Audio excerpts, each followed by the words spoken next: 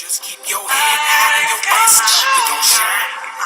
Just keep your head high and your best up, we gon' shine. Just keep your head high and your best up, we gon' shine. Get up off of your and do something, and do something. Get up off of your and do something, and do something.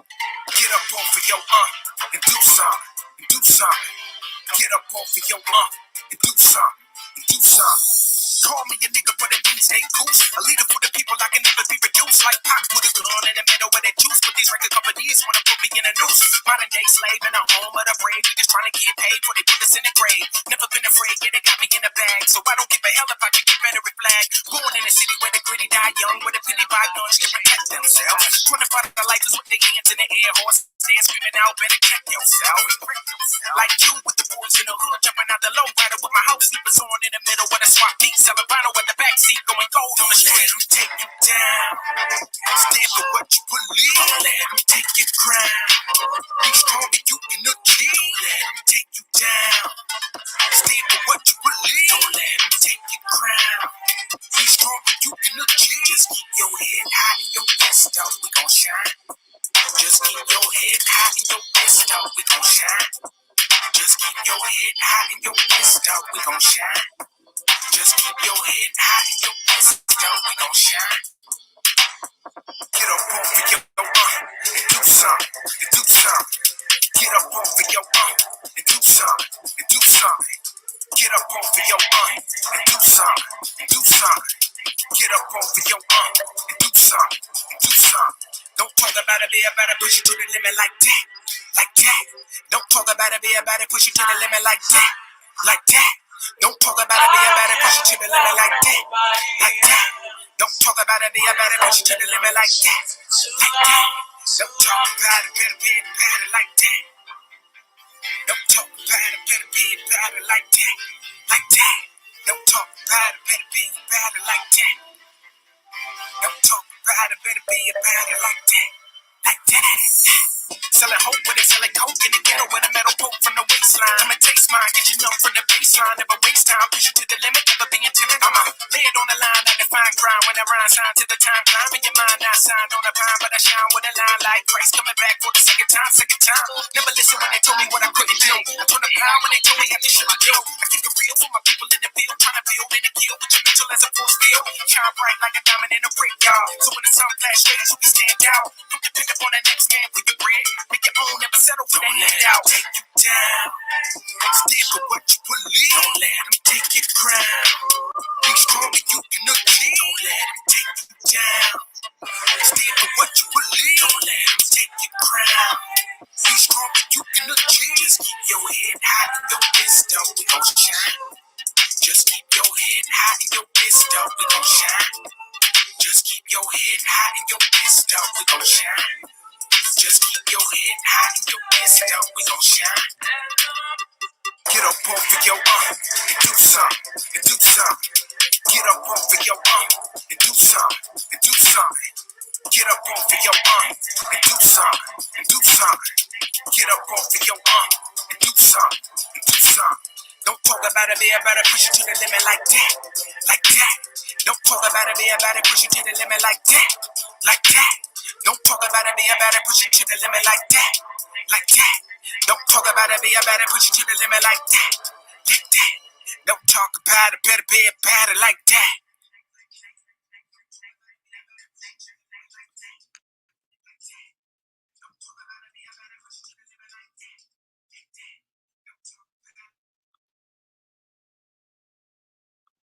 Yeah. A BB for Hodier family.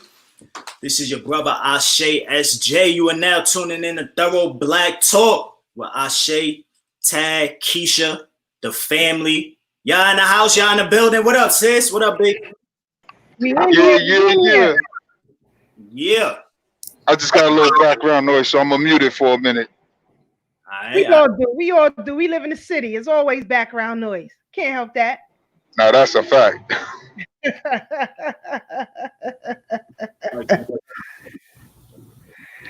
So what's up, my brother Ashe? What's good? How you feeling? Man, I'm feeling great, big sis. You know, we back at it again. Tell a friend and tell a friend. This is Thorough Black Talk, where we hold no punches on what's going on with our people. You know, you are now dealing with some real warriors. If this is your first time listening and tuning in, we definitely appreciate you. You know what I'm saying? Make sure you tell a friend, share the link, hit the subscribe button, because we about to go all the way in, man. There's a lot of crazy things going on right now. You know, we're gonna have a powerful guest on, the history hitman, Mike Graves, will be in the house tonight. You know what I'm saying? And he will definitely be bringing it when it comes to the information and the perspectives on our people. But as usual, we coming from an Afrocentric warrior mind. We are insurrectionists, and we believe that whatever we got to do to get our people free, we're gonna do it. You know what I'm saying? So it's a lot of things that's going on, Sister Keisha, but I'm feeling great. You know, I think we built for this. We are weathered, you know, here in New York City and Brooklyn and wherever we go when we travel. We are weathered. You know, we have been through a lot of things, standing on the front lines. We've seen things like this happen before, you know, when it comes to the killings of our people, the police brutality, people getting off.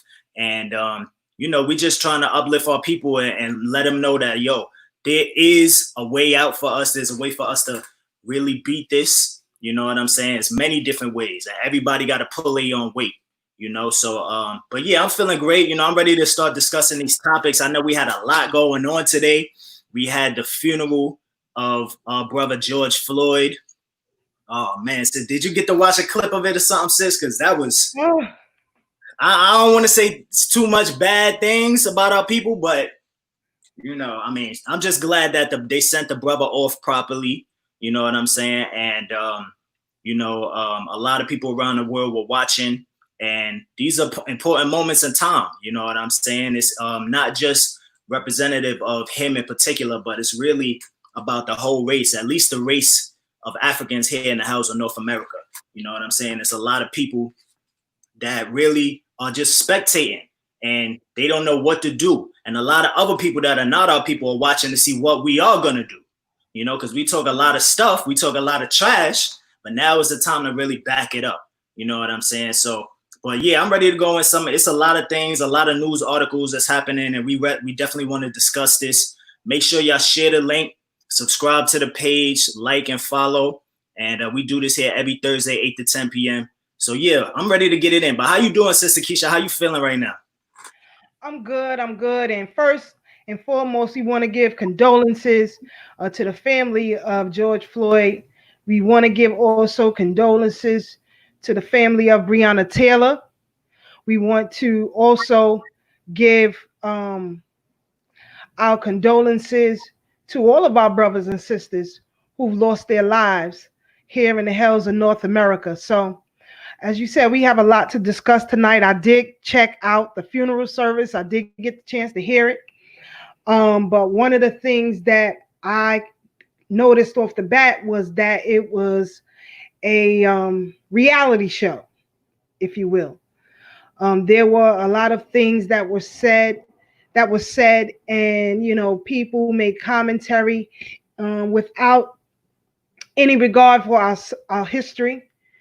And I speak to the likes of Reverend Al Sharpton, and you know, everybody looking for their photo op or for the murder of this brother. So, you know, we have a lot to get into tonight. We're definitely going to do that.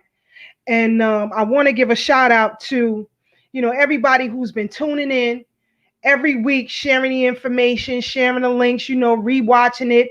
Of course, after the broadcast, it will be loaded up on our Facebook page, Thorough Black Talk Radio, and our YouTube page, Thorough Black Talk Radio.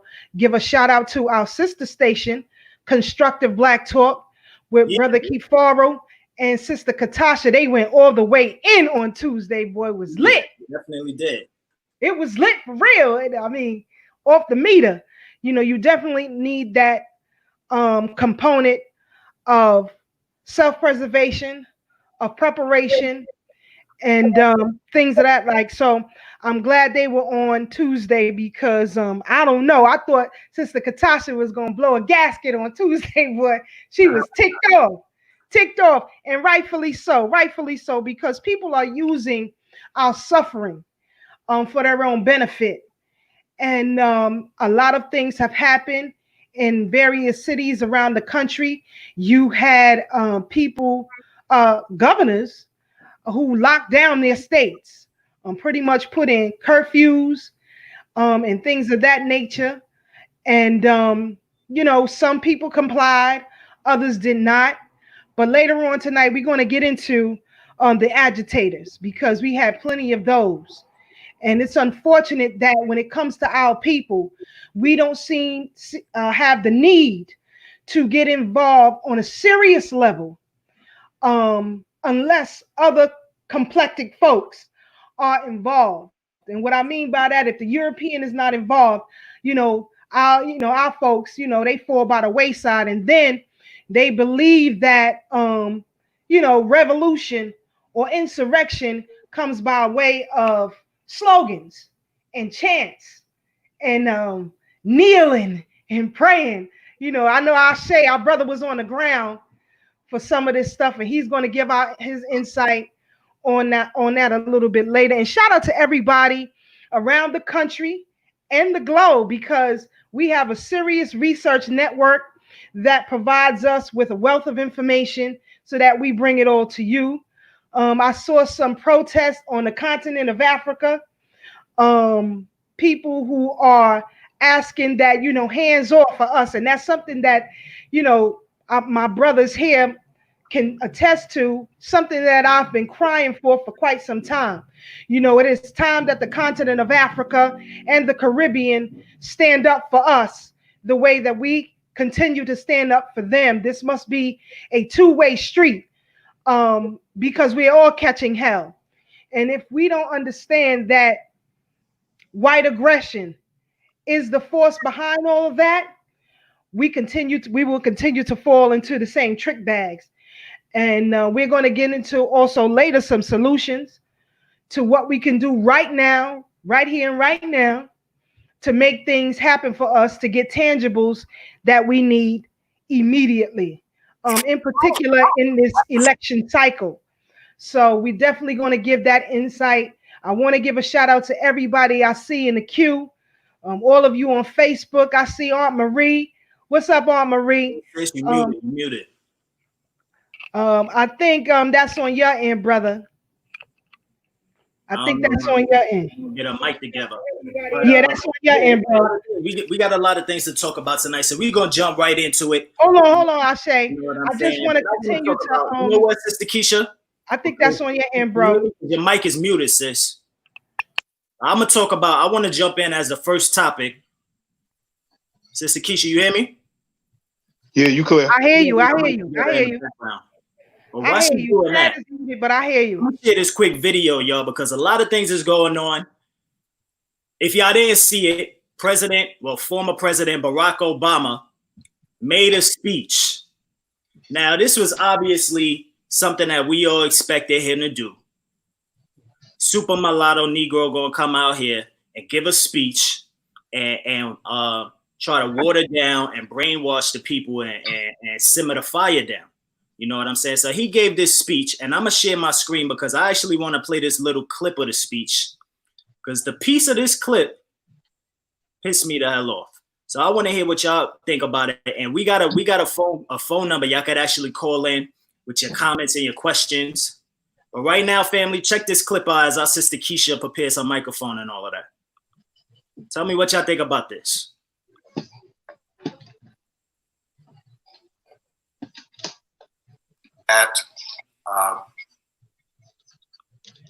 I've heard some people say that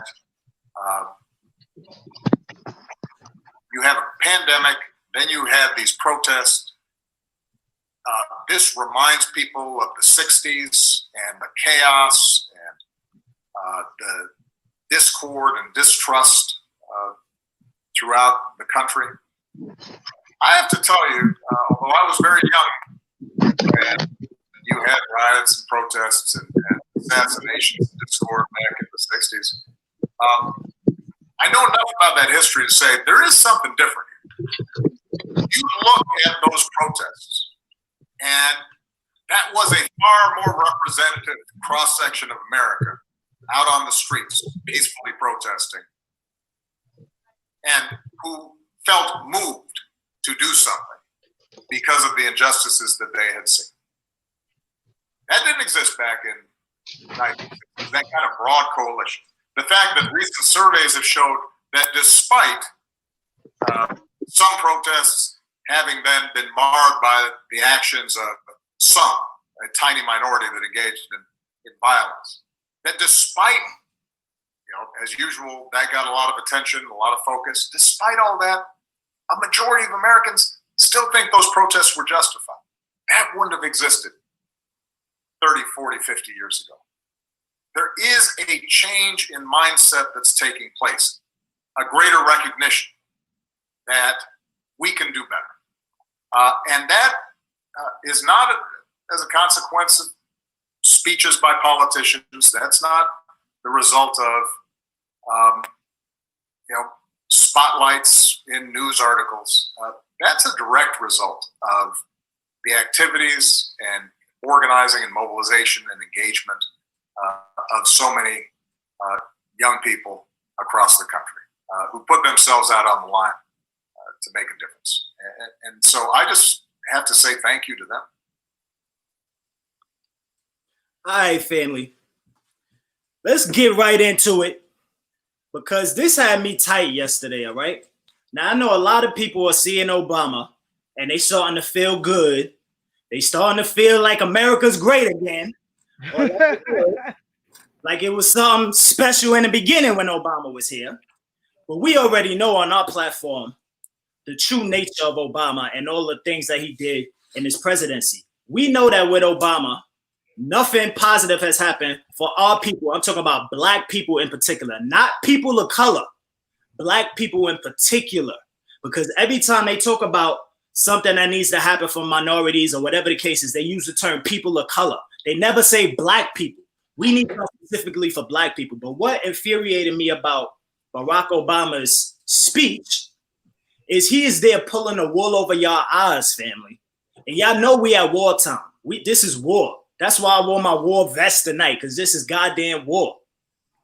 This is warfare. He's literally coming and pulling the wool over the sheep's eyes. You know what I'm saying? He made a comment. He's talking about there's a difference between what's happening now as far as the protests and what happened in the 1960s and their protests. There's a big difference.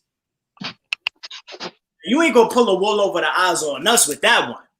Because we know not a goddamn thing changed except for the faces and the sea of these devils that we see out there. And we know the reason behind that is because all of these organizations that's supposed to be about Black people, supposed to be about Black power, but they really about people of color, integrate all of these goddamn people. Let's not forget that under Barack Obama's presidency, the most Black people died when it comes to going viral and being recorded on camera than any other goddamn president. Not to say that it wasn't happening, but to say that it was more blatant because it was more visual. And that means it makes it worse. Well, how the hell is Barack Obama gonna sit there and talk about the difference between the riots in the 60s is right now the protest now is better? So wait, that made me think, hold on. He talking about the 60s. It's 2020. He talking about 60 goddamn years ago. So that means that we had to go through 60 years of us, our people dying, our sisters getting raped and murdered, and our brothers going to prison unjustly for 40, 30, 40, 50, 60 years. We had to go through thousands of our people dying for 60 years just for some of these white people that you got out here protesting to realize that they care. That's exactly what they keep saying on CNN. More people care. That's exactly what I see. What I hear some of y'all foolish people on social media talking about. Oh, a lot more people care. I don't give a damn who cares. It shouldn't have to take 60 years of our people getting murdered for white people to wake up and say, "Oh, you know what? I care. You know what? Let me try to learn what's going on with these people." See, Ashe, I don't like taking risks. The only risk I take is a calculated risk. The risk y'all take is blind faith. That kind of brainwashed risk and faith that y'all take. Just like when y'all worshiping this white, blue-eyed Jesus that make y'all think water everything down and water down the goddamn revolution and make you think everything is okay because we got a few white people coming out now. Because they starting to understand us. They starting to get woke. Are you out your goddamn mind? 60 years of that. Obama, don't tell me about no goddamn progress. You know why? Because the white people that's out here, that's even coming out to protest at these Black Lives Matter rallies, are not the goddamn white people that matter when it comes to changing the laws in the goddamn system. They're not the politicians. They're not the white senators. You ain't see none of them on the goddamn protest line. The only white people you got that's coming out there is white people that not even in these positions of power. So what the hell are you talking about progress? We ain't got no goddamn progress, and we already know we don't got no goddamn friends. So some of y'all look foolish going out there for them damn protests. Standing right next to the same devils that don't give a damn about you. And we're going to go in later too, because I know Sister Keisha wants to talk about some of these Antifa members that's out there perpetrating, fronting like they really down for black people. When really all they want to do is start riots and cause chaos. And all they want to do is get a paycheck, because we know George Soros and we know the Rockefellers and the Clinton Foundation, all of them is paying some of these people to come out here and riot. They just had the other day, Sister Keisha, Brother Tad, and I'm going to pass the mic because I see my brother in here, but they just had the other day at these damn protests. I think it was yesterday. White man pulled out a goddamn assault rifle. A goddamn assault rifle, pointing it at all the protesters that's out there. This was in, where was this at? I wrote it down. I think that was it was in California, Upland, California. Then they had another video. White man in his car said something out the window about all lives matter. Somebody ain't like it. He got out the goddamn car with a crossbow. With a goddamn crossbow. And you idiots want to sit up here listening to Obama talking about some goddamn nonviolent protests. Nonviolence, right? When they pulling out crossbows and assault rifles at your ass. But you still want to go out there and protest and stand next to their ass and think it's the same agenda. In Cicero, Chicago, shout out to my sister Katasha, our extended family. In Cicero, out there, they had 2 bodies. They killed 2 protesters. And y'all want to act like everything is all good. Y'all want to sit up here and watch the George Floyd Memorial and listen to all these goddamn preachers. Al Sharpton, listen to this idiot, Al Sharpton. He sound like he in a goddamn church sermon. Wow. The time is now. The time is now. Like you said, y'all don't hear me. We gonna make America great. We gonna make America great.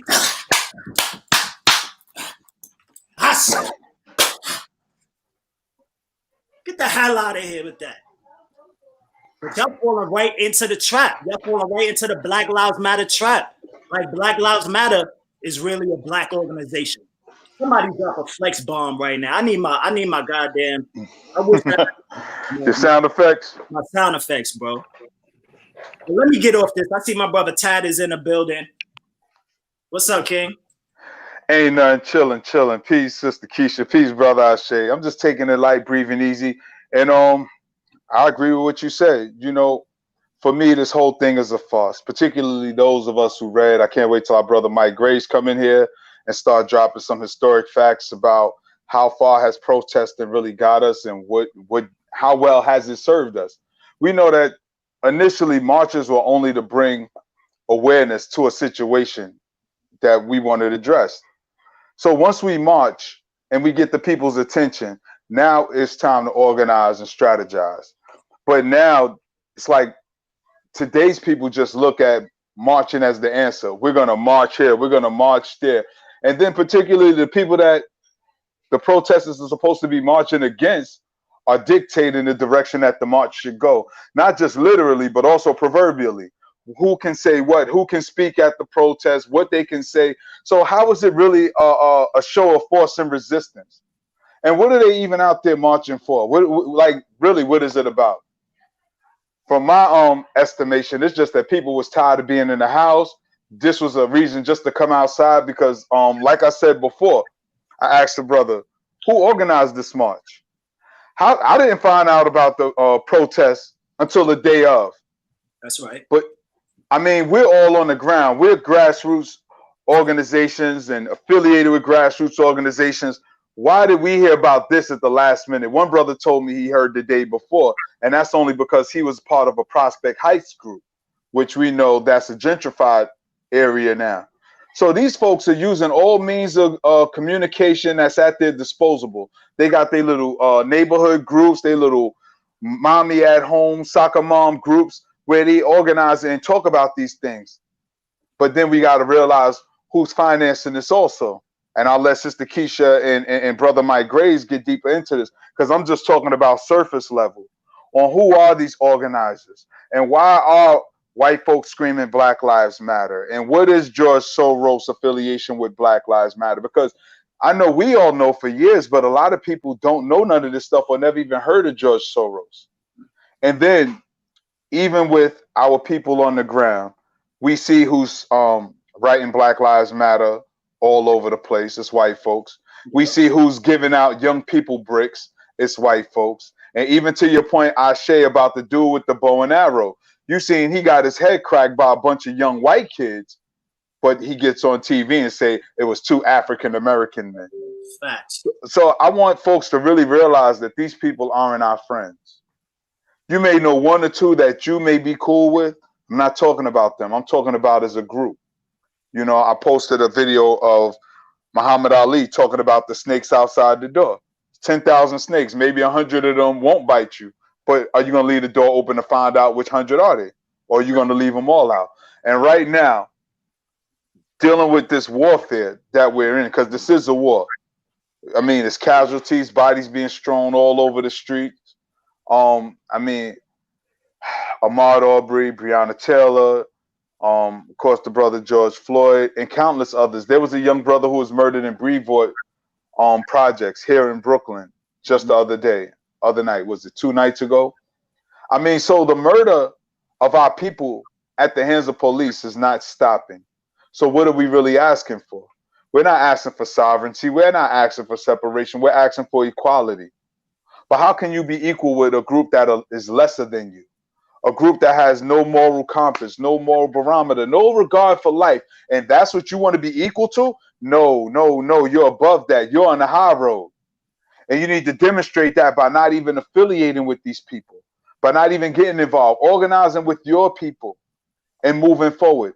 We've been doing this thing for years, you know, on the airwaves, sharing our knowledge, information, resources, organizing trips for young children. We fed the communities with other organizations that we're all affiliated with.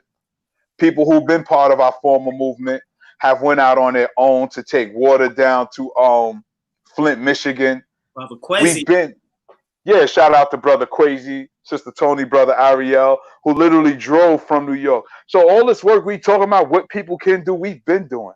Me and my brother Salim in D.C. stood outside on the corner of Malcolm X Boulevard and Fulton Street, giving out hygiene products and food, and below zero temperature.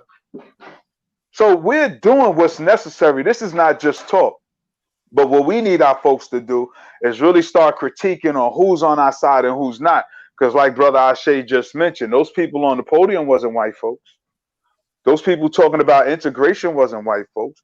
Those people that's talking passive resistance wasn't white folks. And right now, when our people are being slaughtered, we don't have the luxury of being passive. We do not. Now, I'm not saying go out and bust nobody's head, but what I am saying is that our states are still under quarantine. So we still should be looking at gathering rations, getting a lot of bags of dried beans and dry rice, for the event they shut off electricity and all that food stamps they gave you that you put in the refrigerator, all that food spoils. We really need to start planning escape routes. We really need to start getting familiar with weapons. And for my vegans, this is no stab at y'all, but I don't know how y'all really gonna do it if you can't stand the sight of blood. And I'm not just talking about, ingesting it. Don't be messing with his hamburgers now. Don't mess with Brother Tad hamburgers. Let me tell you something, Sister Keisha. Let me tell you something, Sister Keisha. Just like we burn their stores, who's to say they're not going to burn our little crops and fields that we have? And ain't nothing left but wild animals. Don't try to comfort in the fields. Don't try to comfort us, all right? Nah, I'm saying, what you going to do, bro? But I mean, I say it in jest, but it's serious. Because the reality is what we're witnessing is the big event that's been prophesied for all these millenniums. When we've been talking about the New World Order, we've been talking about the Illuminati, when everybody's waiting for the Y2K bug, when everybody's waiting for 2012, we always knew there was a big event coming. And this is it. This is the big event that's happening right now. Because it's going to get greater later, but it's going to get worse first. And a lot more people are going to pass away. We're acting like we didn't lose tens of thousands of people to COVID alone, to their germ warfare. We lost thousands of black folks to their germ warfare. Now, what's her name? Judy Mikovits? She already talked about how when she was director of the CDC, how she was arrested because she blew the whistle on them weaponizing these viruses and bacteria. But all of these protests and things are distractions. And we don't get that. Yeah, we supposed to resist, but not when they tell us to. Not when white folks say come out and march. We're supposed to be organizing and strategizing before anything happens. Prevention is always better than the cure. So what us three have always been doing on these airwaves is letting people know what's coming down the pipeline. What our brother Mike Grace has been doing on Community Cop is not just talking about current events, but telling you how to clean the coal out of your eye and what to look for that's coming down the pipeline. So many of us have been trying to prevent what we're dealing with now. But it's almost like we're squirrels, Whatever noise is made gets our attention. Somebody making noise to the right, we look that way. Make noise to the left, we do that way. Like a three-ring circus. I always like to use that analogy, and I'm going to step off the soapbox. Anytime you're at the circus, they put the lights, all the whistles, and the sounds on that one ring, and it got our attention. Meanwhile, we don't see the other two rings being set up in the dark. We don't see all the other unseen hands, the men wearing black in the shadows, setting up the stage for the next event. So by the time we finish watching ring number 1, that goes off, they automatically get our attention to ring number 2. Ring number 3 is already set up. They were setting it up while we was watching ring number 1. And the moment ring number 1 goes down and we're watching number 2 and 3 is already set up, they're setting up number 1 again. And they keep getting our attention, got us looking left, right. And never do we really sit back and analyze what's happening behind the scenes. What's really going on? Who's the man behind the curtain? Like the chump in the Wizard of Oz.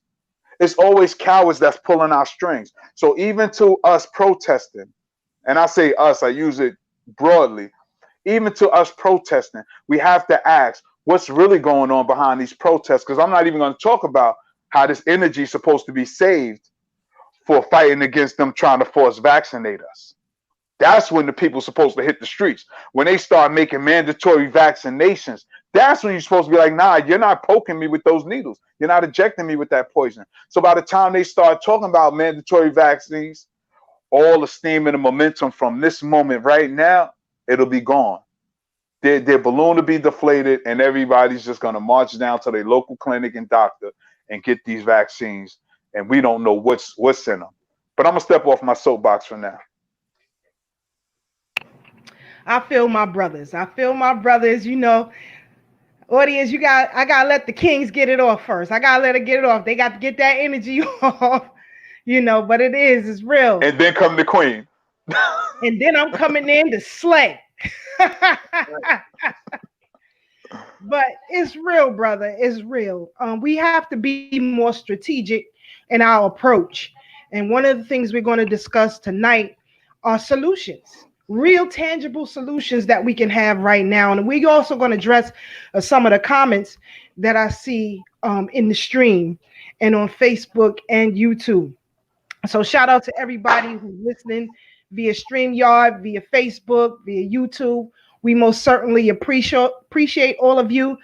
We just ask that you share the link, like and subscribe to our YouTube channel and our Facebook channel, Thorough Black Talk Radio. That's what we need you to do right now. It's not going to cost you anything at all. You can send the Facebook link to your various family members and friends via Messenger if you don't want to put it on your timeline. I understand that, but we just ask that you will share the information so that we can grow this platform, because we have big plans for the future. And we want to take all of y'all with us. Trust me and believe that.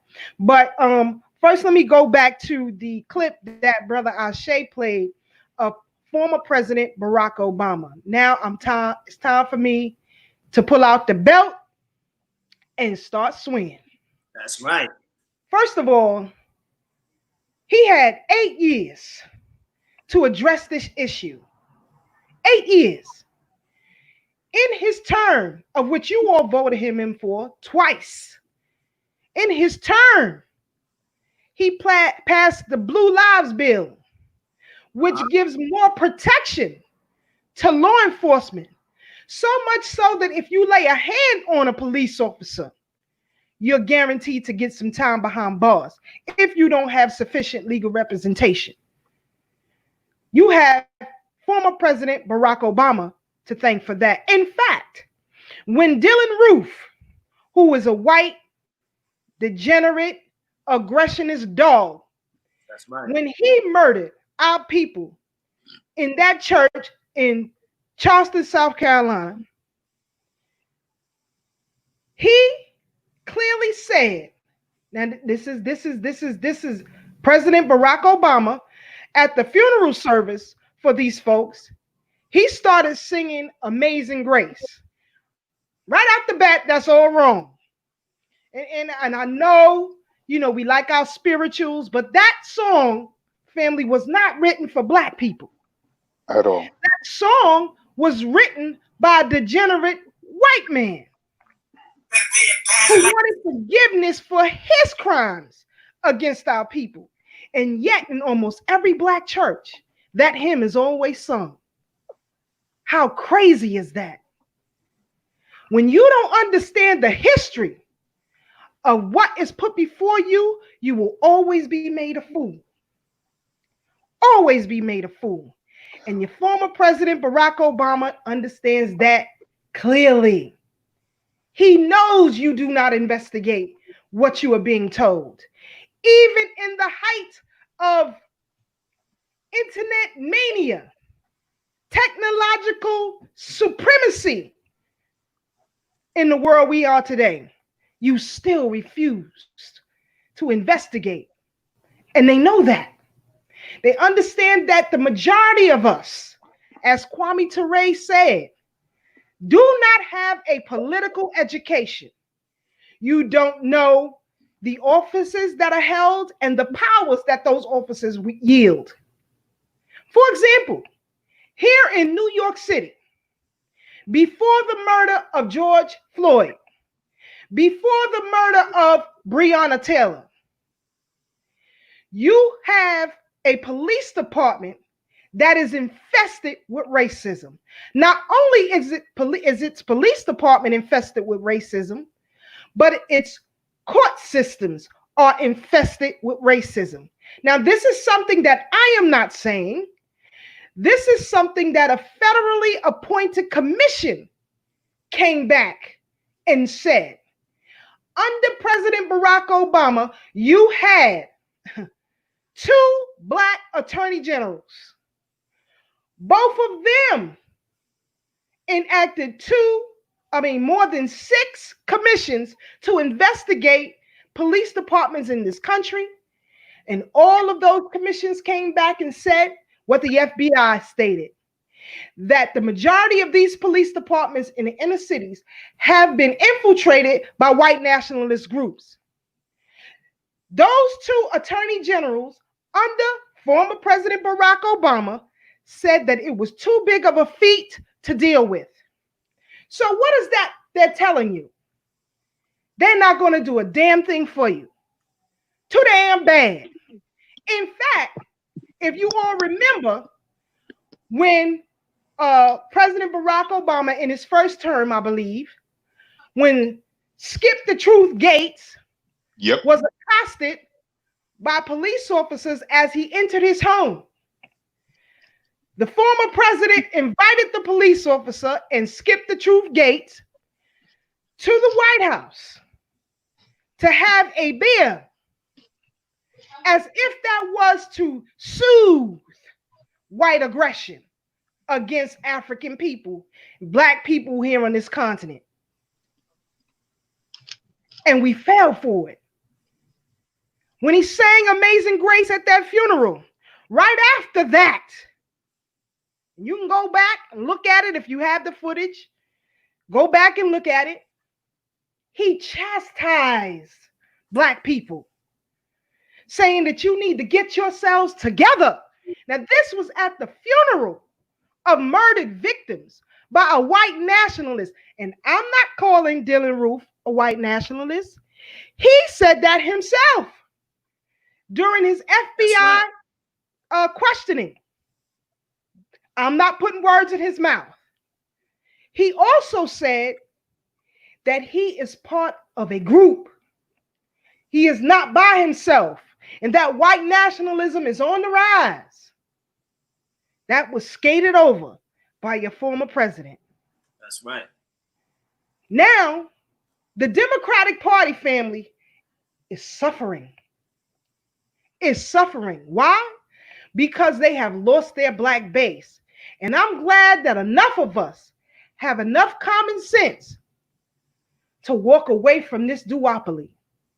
You cannot win in a white aggressionist system that invests over $1 trillion into itself yearly. You cannot. What you have are emotionalists out here right now. And that's one of our hindrances. We allow our humanity for others to hinder our progress, for ourselves, for our children, and those yet unborn. We have a lot of work to do, family. You had former Vice President Joe Biden, who is now running for the presidency of the United States under the Democratic Party, negating his 1984 crime bill that put a lot of our brothers and sisters behind bars. And if you think the police is bad, corrections is 10 times worse. It was former Vice President Joe Biden, who in the 1970s said he'll be damned if his children go to school with yours. All of a sudden, this should fall by the wayside. Now, each of us on this line, you know someone during the 90s or 80s or 90s who was flushed into the penal system during the crack era. Yeah. You know people who were addicted to drugs at that time. There was no mercy. When they suspected you of selling narcotics or dealing weapons, they rushed into your homes on the nightly news with the news media behind them, took away your children and put them in foster care. Now, everybody wants sympathy for these white meth addicts out here, which the numbers are far greater than they were during the crack era. But you don't hear mainstream media talking about this. The state of Ohio is one of the largest demographics of white dope fiends. Now, I don't want no sympathy media talking about that. I believe in eye for an eye, tooth for a tooth. Rush in their homes, take their children away from them, put them behind bars. As a matter of fact, take their girlfriends, wives, mothers, and fathers and rope them under the RICO Act and put them behind bars as well too, because that's what happened to us. I believe in even Steven. Even Steven.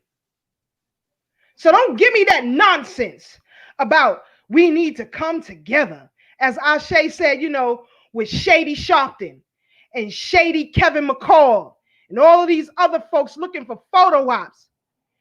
When Kevin McCall came to the courtroom, when the sentence was handed down for Chanel Lewis, and my brother Mike Graves is coming in here a little bit later. He can attest to what I'm saying. They came for a goddamn photo op, and she hasn't heard from them since. And I talk to Miss Lewis often. They do not. This is real work for us. We put ourselves, our family, and our lives on the line. Why? Because not one of us, not Tad, not Ashe or myself, are bigger or better than the group. We think group base. When we succeed, you succeed. If we fail, you fail. We carry that on our backs. We have been in the trenches with some of the greatest freedom fighters known to man. Trust me, in our lifetime, we have been on the front line. Brother Tad can tell you about his time with Dr. Khalid Abdul Muhammad. Mike Graves is coming in here later. He'll be able to tell you the work that I've done with the Freedom Party, the United African Movement, and many others. Ashe can tell you that when I first met him many years ago, he wanted to do some serious work. And I put it in his ear, brother, you have the power to do it. And whatever you do, I'm going to stand with you. I haven't left his side yet. That's right. He mentioned Brother Quasi, Sister Tony, and Brother Ariel. Flint, Michigan, the water still is horrible. Under former President Barack Obama, you had an investigation done about the water in Flint, the criminality of the state of Michigan, still charging people for their water bills, even though they can't have fresh water. That came under President Barack Obama. But see, we don't like to hear people who are able to pull the layers back. Shout out to Sister Pat. I see you. We definitely are Cubs. We the Cubs of Automatics. Don't play with me over here. We the Cubs of Kwame Ture. Don't play over here. We're the Cubs of Khalid Abdul Muhammad. Don't play over here. This is real work. Shout out to Brother Peace. I see you. He could attest to this. So I'm telling you, you have fake media, fake black people like Roly Poly Martin and Mark Shady Hill, Mark Lamar Hill. And let me tell you something. Don't tag me in nothing to that bastard. And Timothy Jones, for what he said about Dr. Francis Cress Welsing, he can kick right. out for all I care. That's right. When the wife of Fred Williams, Sister Mabel Williams, came to UAM, me, Brother Leonard, Brother Blake, we were her personal security detail. Where the hell was he? And people like to get caught. You know, Sister Soldier, shout out to her. She always said, black people love slogans. As if that's going to garner you freedom. While Antifa was running amok, we should have been at those city council offices, those congressional offices, and stating our demands and not let them operate business as usual while the chaos was going on in the street. That's strategic, but nobody going to tell you that except right here on Thorough Black Talk Radio. Brother Ashe, you got that video of Antifa because I want y'all to know who you dealing with here. They are not your goddamn friends. Cue that up, brother, if you can. Got you, big sis.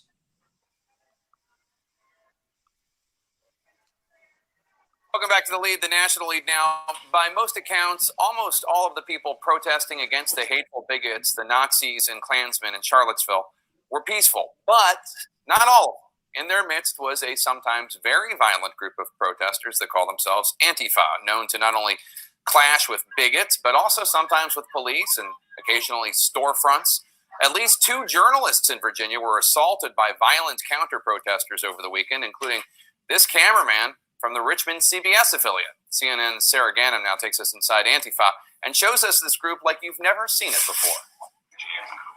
It's 6 a.m. in Portland, Oregon, and we're headed to a bar with blacked out windows. They wanted to meet us really early in the morning because they're concerned about a lot of people being around. We are meeting members of the Rose City Antifa, short for anti-fascist. This group's main goal is to disrupt neo-Nazis and white supremacists, but also take on government and capitalism. Antifa is any group that's willing to stand up against fascists by any means necessary. By any means necessary, they say, can mean outing a white nationalist at their work or to their neighbors. Or, as we've seen recently, violence, fires, property damage, hand-to-hand combat at protests across the country. Explain to me the reasoning behind fighting. You have to make it so unpalatable to be doing white supremacist organizing that they no longer want to do that. And historically, that's what's worked. You have to put your body in the way, and you have to make it speak in a language that they understand, and sometimes that is violence. There's no firm number on how many Antifa activists there are in the U.S. because there isn't any one organization.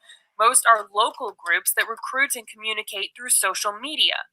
But experts who track these organizations say their membership is growing in response to the rise of white national groups and the election of President Donald Trump. Violence and property destruction led to more than 200 arrests in Washington, D.C. on Inauguration Day. Prosecutors say they were wearing masks covered head to toe in black, a tactic the Antifa call Black Bloc. People dress in Black Bloc for a few things. One, Scott Crow has been leading anarchist and militant leftist groups for decades. so people put on the masks so that we can all become anonymous. And then therefore we are able to move more freely and do what we need to do, whether it is illegal or not. So some people will push back on that and say that the Black Bloc is to keep people from being identified and arrested when they break the law, when they commit crimes. Damn right. It's a good way to avoid the ramifications of law enforcement. We saw that firsthand at a May Day protest in New York City. We cover our face because the Nazis will try to find out who we are. And that is a very bad thing because they harass people. When they organize, they kill people, they hurt people, they fight people. And we're the ones who are fighting back. They are the second coming of Hitler. Police in Berkeley told us they haven't seen this kind of destruction since the 1960s. Law enforcement in other cities are dealing with similar situations, like in Portland, Oregon, where Antifa have been involved in at least 10 protests ending in violence, according to police. And it's wearing on the community.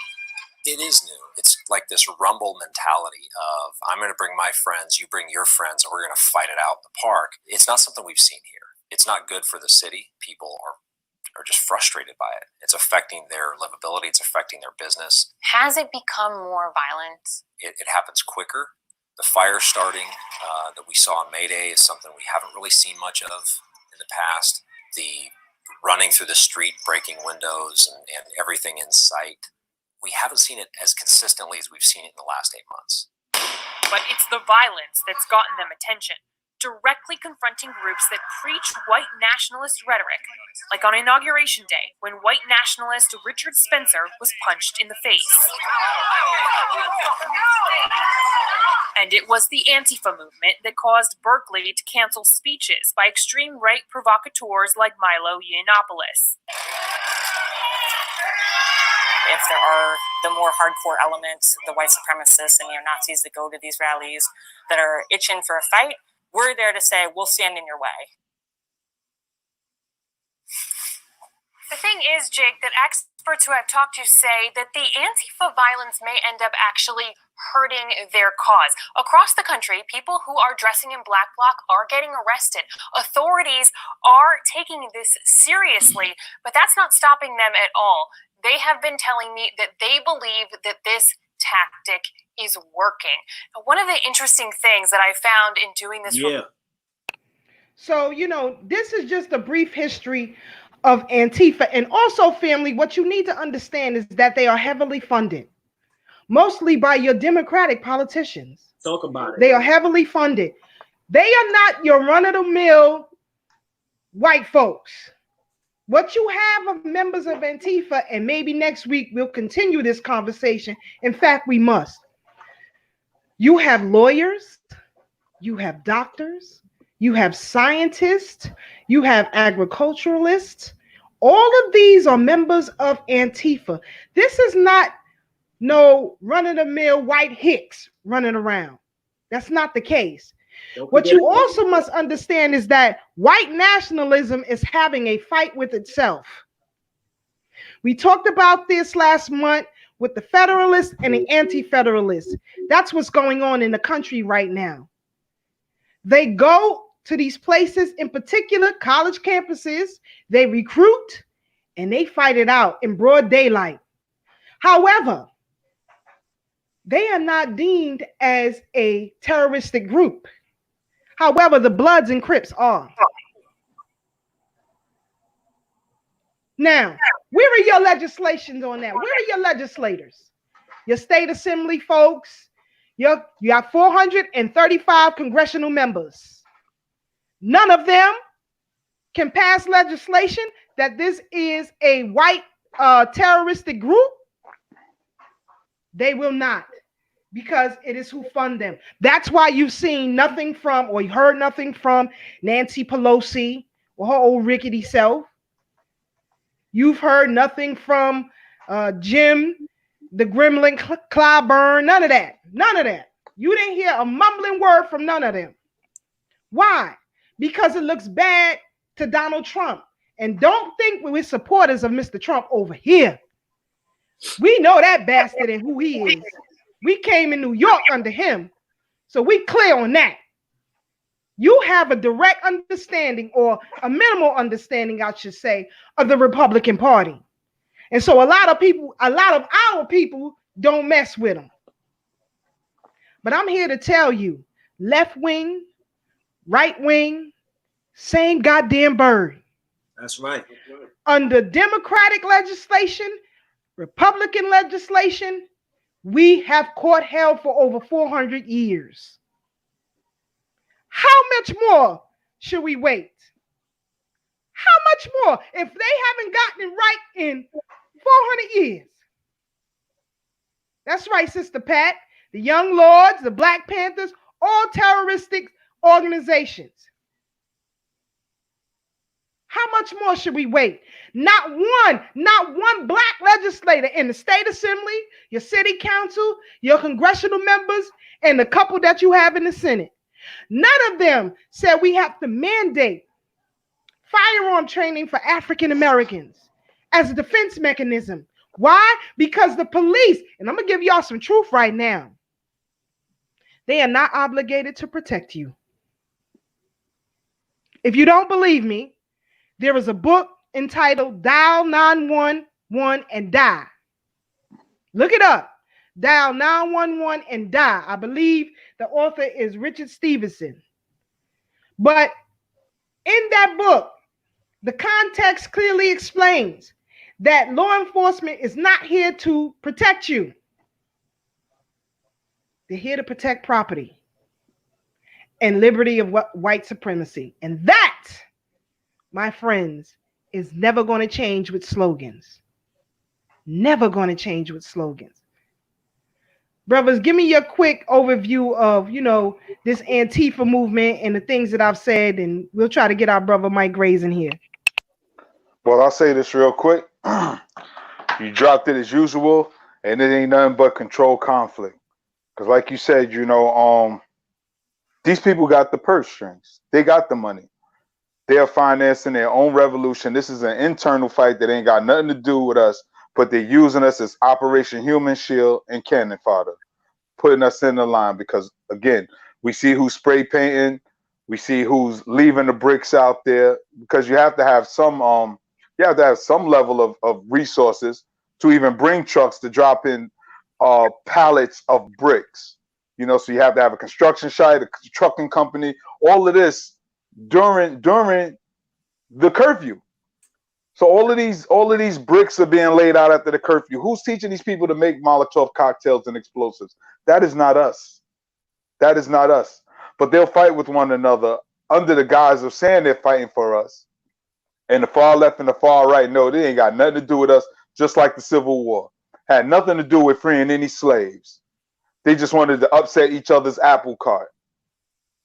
Remember when Lincoln said he was abolishing slavery, he said only in the rebelling states. If you join the Union, you can keep your slaves. And then we seen at the 13th Amendment how slavery was never eradicated, just transformed from private ownership to state ownership. Slavery is illegal except as punishment. And who could punish you? The state. So it went from private control to government control. Slavery was never abolished. But see, we don't know these things. So again, here we think they're out there fighting on our behalf, and they are not. Just like they were not fighting on our behalf during the Civil War. But I digress. Brother Ashe? Nah, that's facts, bro. And that's facts, Sister Keisha, because, you know, I mean, I don't know what it's going to take for our people to wake up and realize, man. I mean, we also had, I believe it was today in the news, they had more information just came out on the Ahmaud Arbery case, and they said that more footage was released.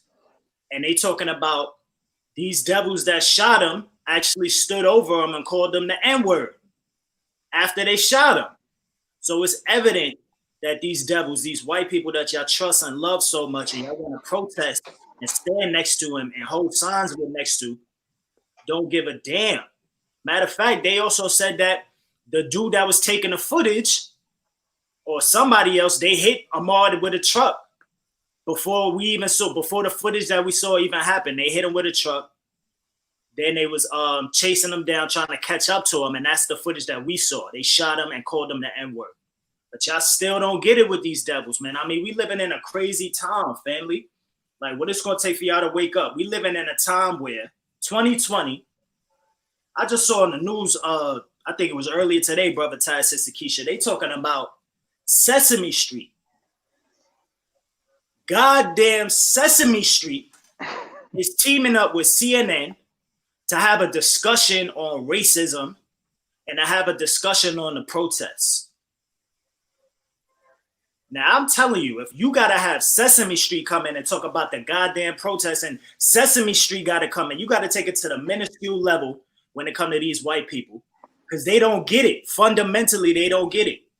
So you got to have puppets to teach them about racism, to teach them about their systematic oppression, to teach them about protesting and why it's important and why they need to stop calling people looters and stop saying riots when it's really a rebellion. It's really a revolt because it's a revolution. God damn it, up here we say on Thorough Black Talk it's the insurrection. Because when Malcolm said, when some of y'all say revolution, you got to be careful. You don't know what y'all talking about, what kind of revolution y'all want. So we say we want the goddamn insurrection, burn it all down. I mean, what Ty was saying, like, it's true. They got, this time we living in, they got bricks. I saw they had the cement bricks, setting it up. They also got the big cylinders, Tad. They setting that up in the street, in the roads. Mm-hmm. So people can't even leave the city. They blocking the city off. Right. Matter of fact, I saw a video today on CNN. They had the by the White House. They setting up gates and fences, putting big cylinder blocks. You can't even go close to the goddamn White House to protest. They said Trump went in his goddamn bunker. Yeah. And he talking about some goddamn, I was just, what'd he say? Inspecting it. How gullible are black people to believe such stupid foolishness like that? He was inspecting it. Even if he was inspecting it, what the hell you inspecting the bunker for? You must have plans on retreating down there at some point.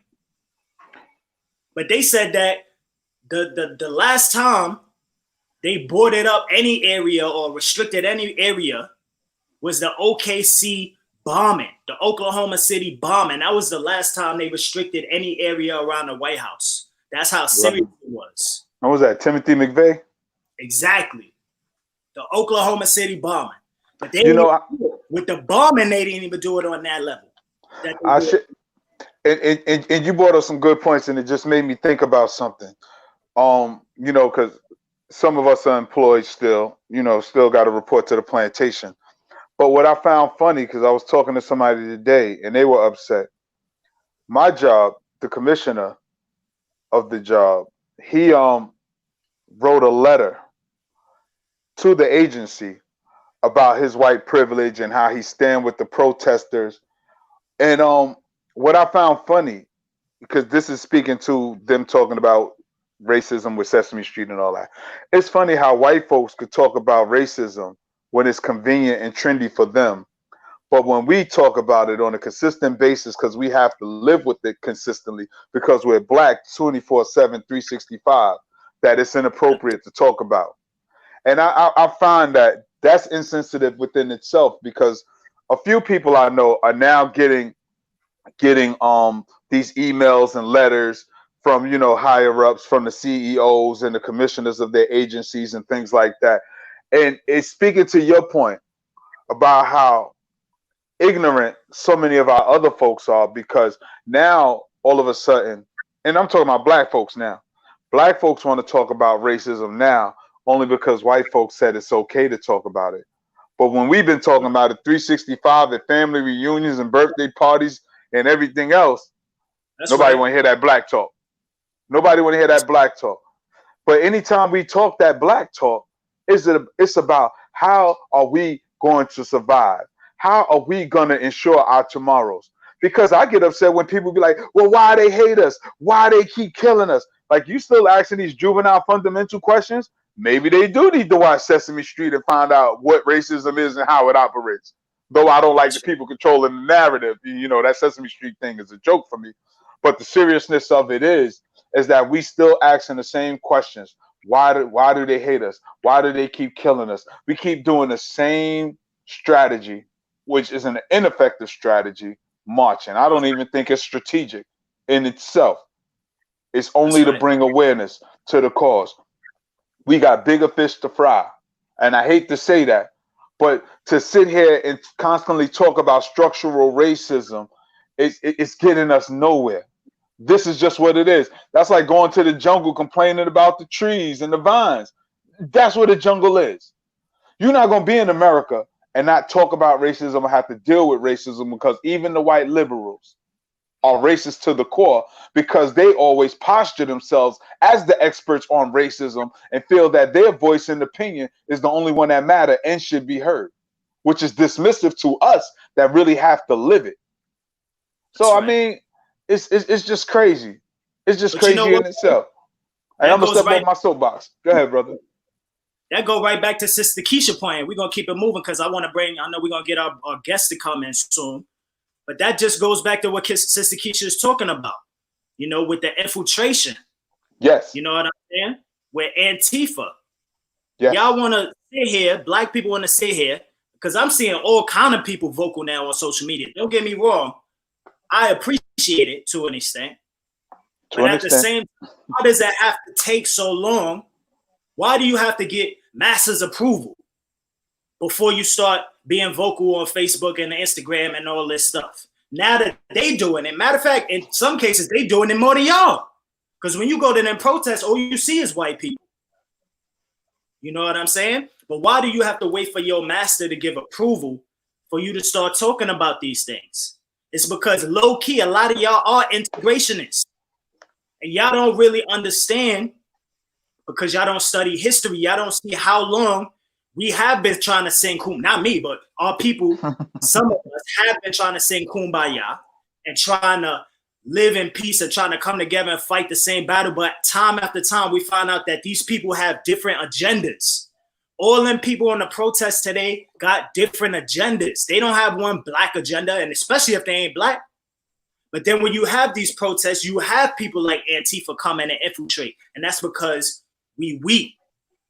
That's because we are not on a united front with one black agenda saying this is what we want and y'all need to be separate. Because we know y'all gonna come infiltrate and destroy every goddamn thing that we trying to do. Don't forget, even the so-called Black Lives Matter movement, like we said earlier, George Soros has funded them. That's a proven fact. But let's not forget, Antifa has taken money from George Soros. So George Soros is funding both sides of the goddamn fight. He funding these ones. So it's like some people really just want to see chaos and y'all really don't get it. Let's not forget the Black Lives Matter movement.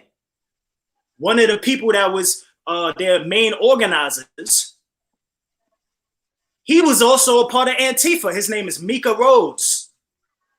Look him up, family. Mika Rhodes, Black Lives Matter. He was a part of Antifa as well. And guess what? He ain't Black Lives Matter no more, because you know why? Because he went to jail for sex trafficking and having sex with a 17-year-old boy.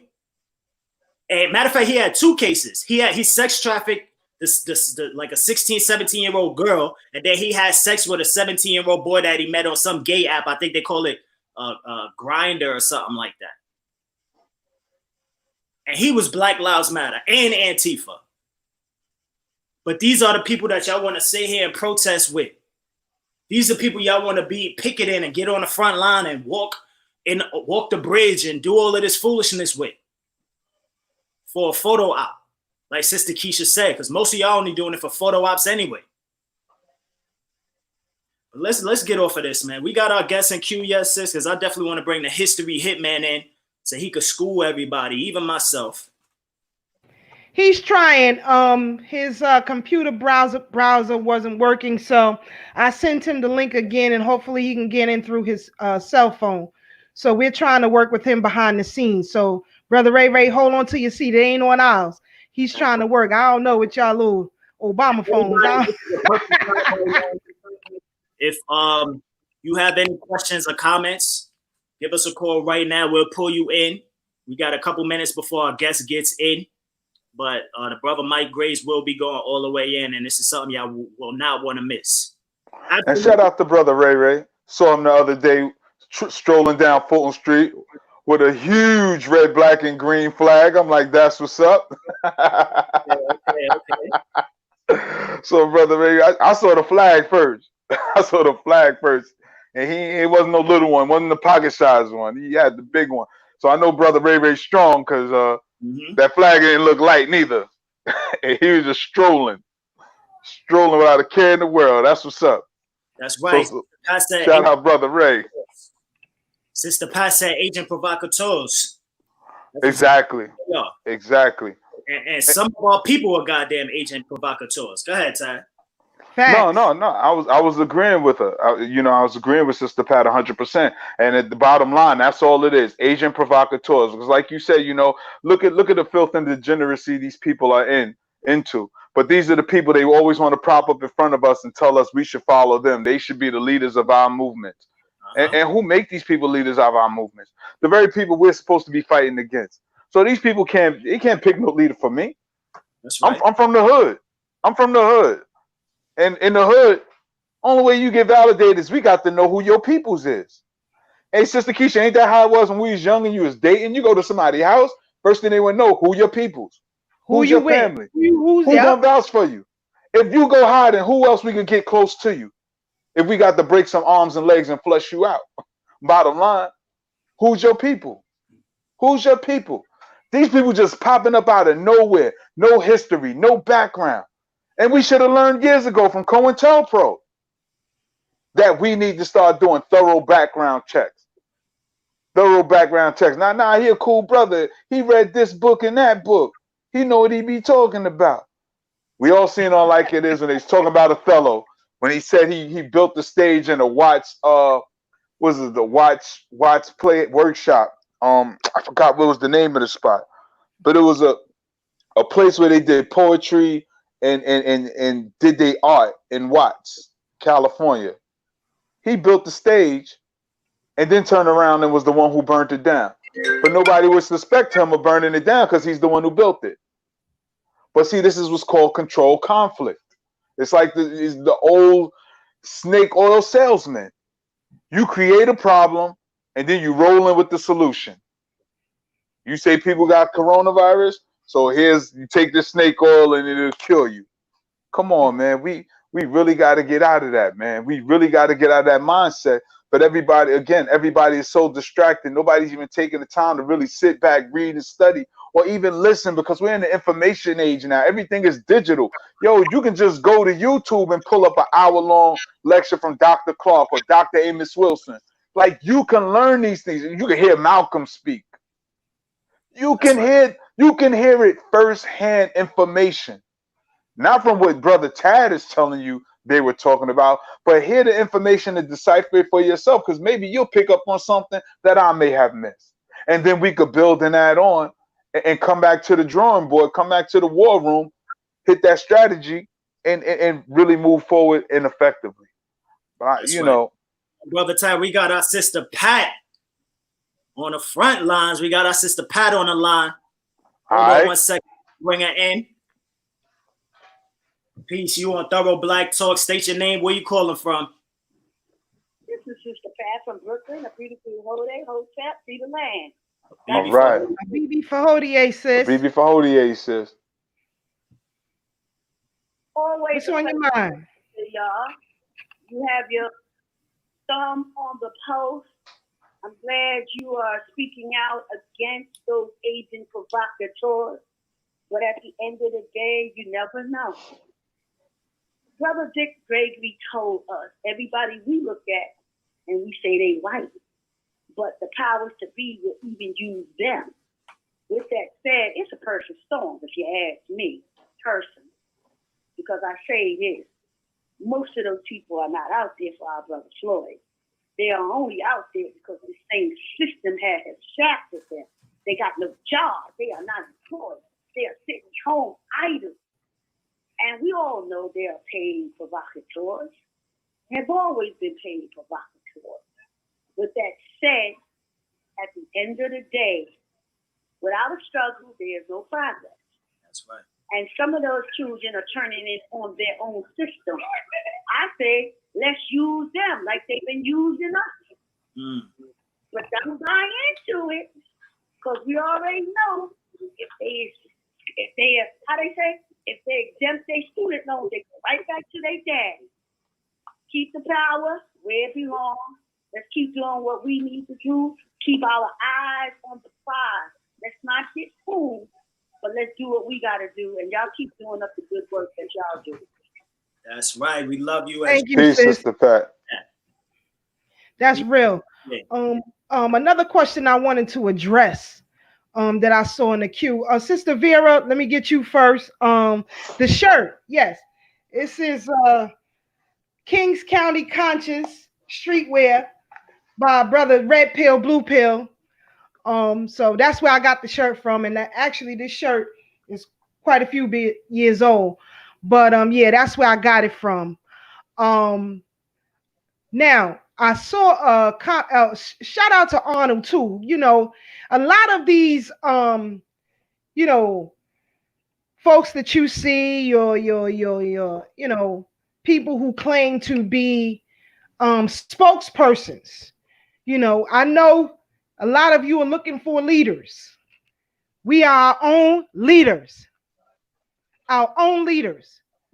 So let's be clear in that. Also, a lot of them want access to white women and white men.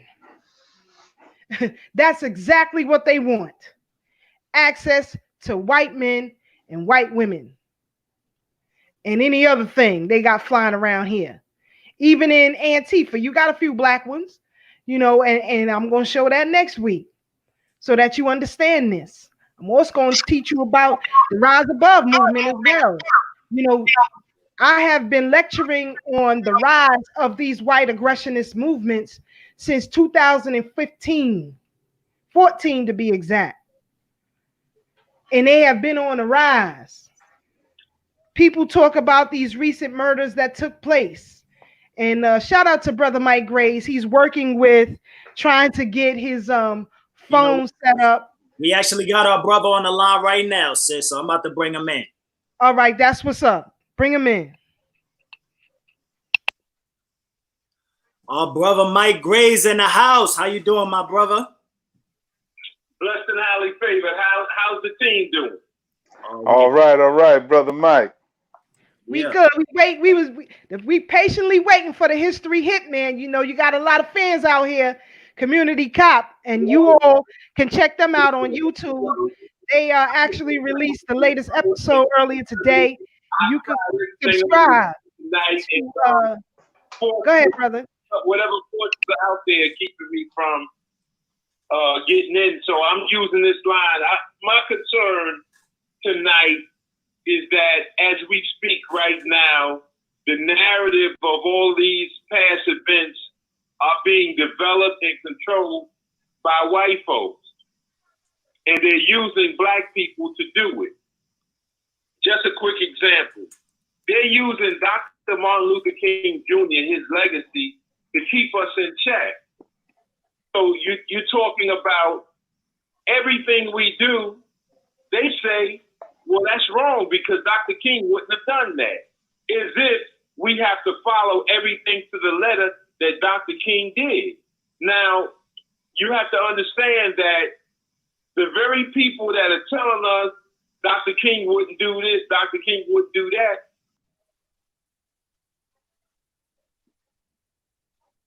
Oh, there they go again. I don't know. They don't want the fire. They don't want the flames. Hold on. Here we go. Here we got it back. Hello? We got it back. We got you back. Go ahead, brother. Okay, I don't know. Was I lost that whole time? Or Nah, just 2 seconds cut out. Continue, my brother. Okay, so what I'm saying is that we should not be allowing the oppressor to tell us how to coordinate our actions. And as of now, they found the perfect way to do it. They're using Dr. Martin Luther King Jr., his legacy, the Prince of Peace, to tell us how to act. And so you even have the family of Floyd, George Floyd. They got his family out there telling everybody to be peaceful. Because the family's already been told approximately how much money they're gonna get. You know, they have the lawyers in place, so they know that they're all gonna be millionaires soon. All they gotta do is use their voice to control the masses of black folks. That's right. You understand what I'm saying? That's right. So what happens is, as we speak right now, they're telling us not to do this, not to do that. Now, speaking of Amazing Grace, you had Andrea Jenkins, the chair of the city council in Minneapolis, she's city council president. She sang Amazing Grace. Now, she's I don't know what you call a transgender. A transgender man or a transgender woman, which she's, I guess, now, so her name is Andrea Jenkins. And she's basically, she sang Amazing Grace the other day. And this is just getting ridiculous when you see Keisha Lance Bottom, the mayor of Atlanta, chastising all these black folks after all these murders that's been in her city by Atlanta cops. She's turning around and telling black people they're disrespecting Dr. Martin Luther King Jr. And this is just crazy. Mm-hmm. So I would just say that we have to choose our own course of action. And she was mad that they opened up, they did break the glass of the CNN headquarters with Ted Turner. So we have to understand the history of rebellion. Literally, almost every rebellion happened because of either one of two reasons. It was either police shootings, like Harlem 1943, where a young brother was shot just coming back from World War II, was killed by a police officer. That started the 1943 Harlem riots, or the Harlem riot in 64, when they shot a 15-year-old little child, a lieutenant. So I'm just saying that to say it's either been the police department or it's been white rioters took to the streets where they heard of a white woman being raped. That's the history.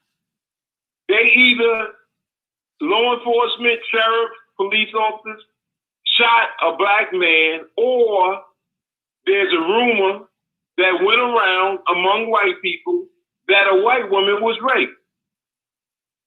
Look no further than what happened in 1898 in Wilmington, North Carolina, where they literally took everybody out of office. They had black sheriffs, marshals.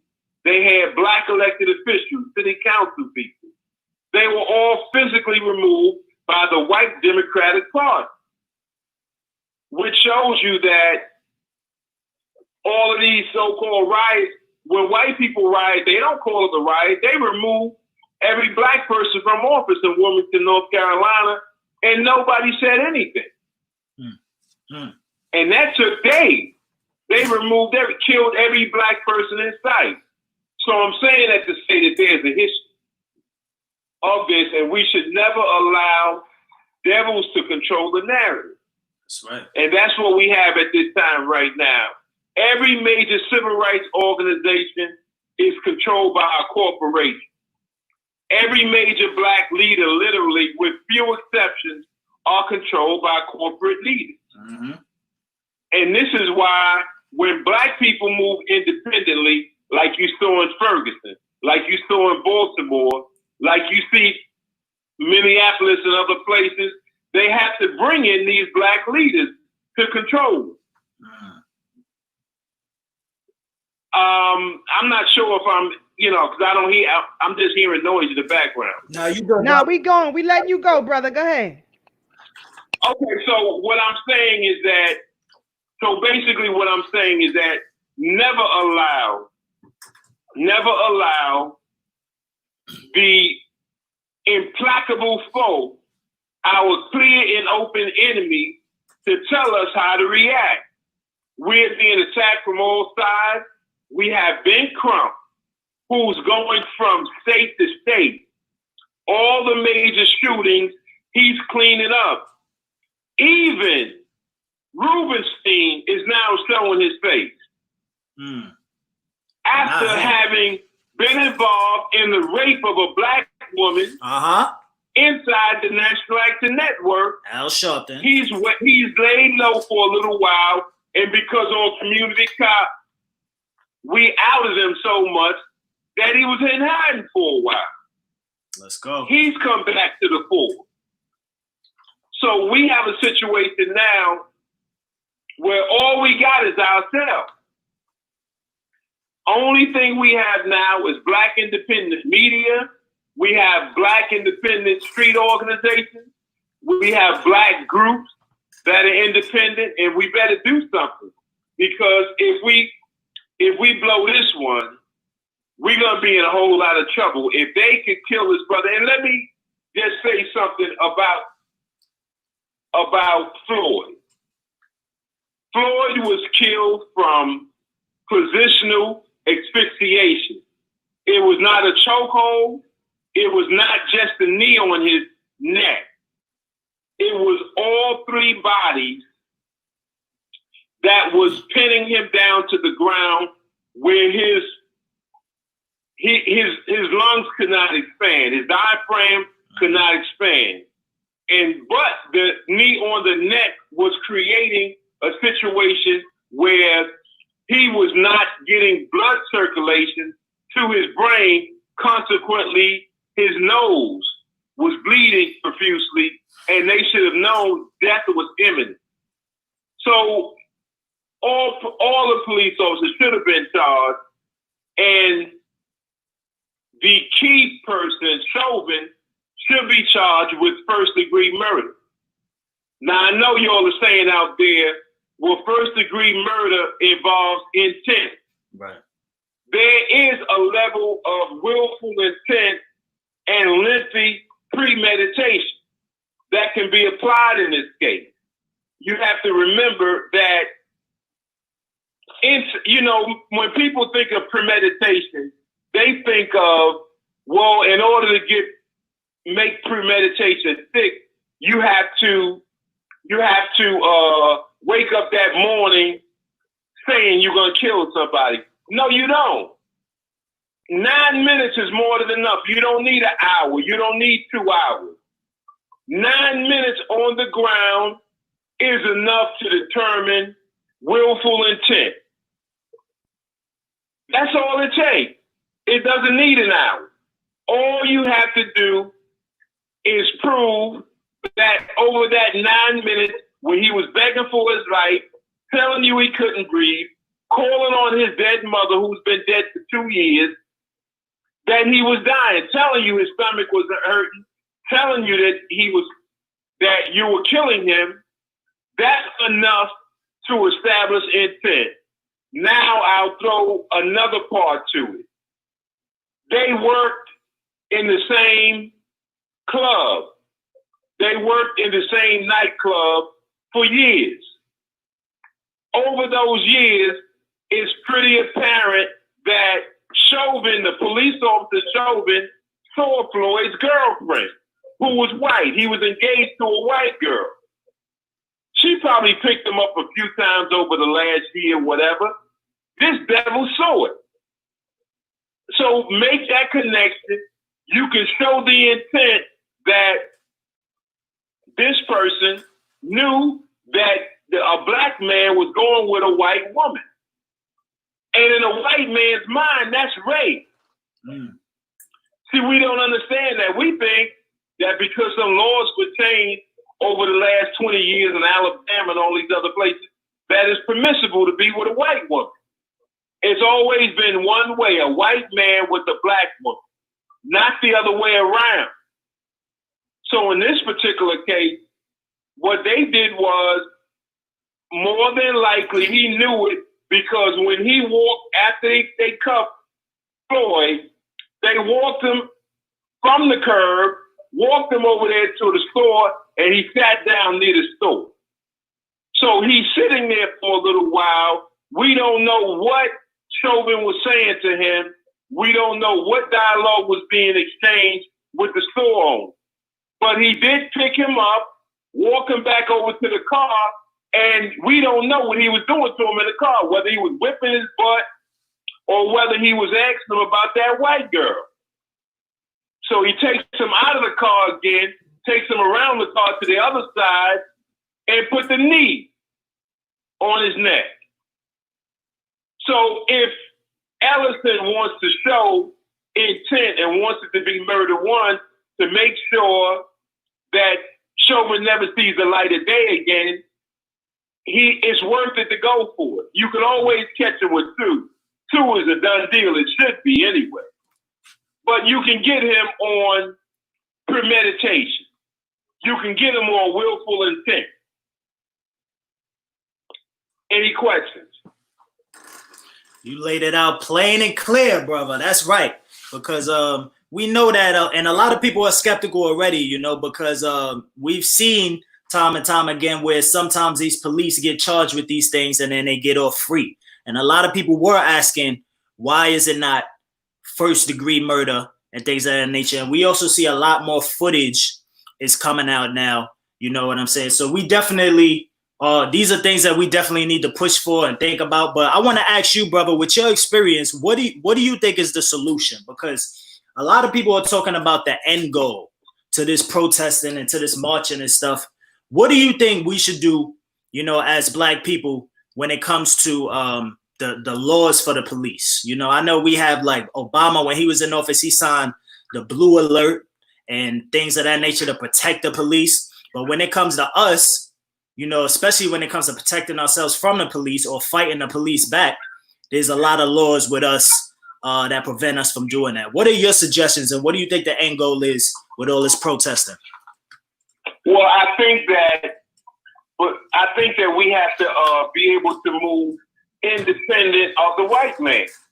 I think that we have to develop independent black political clubs. We need to have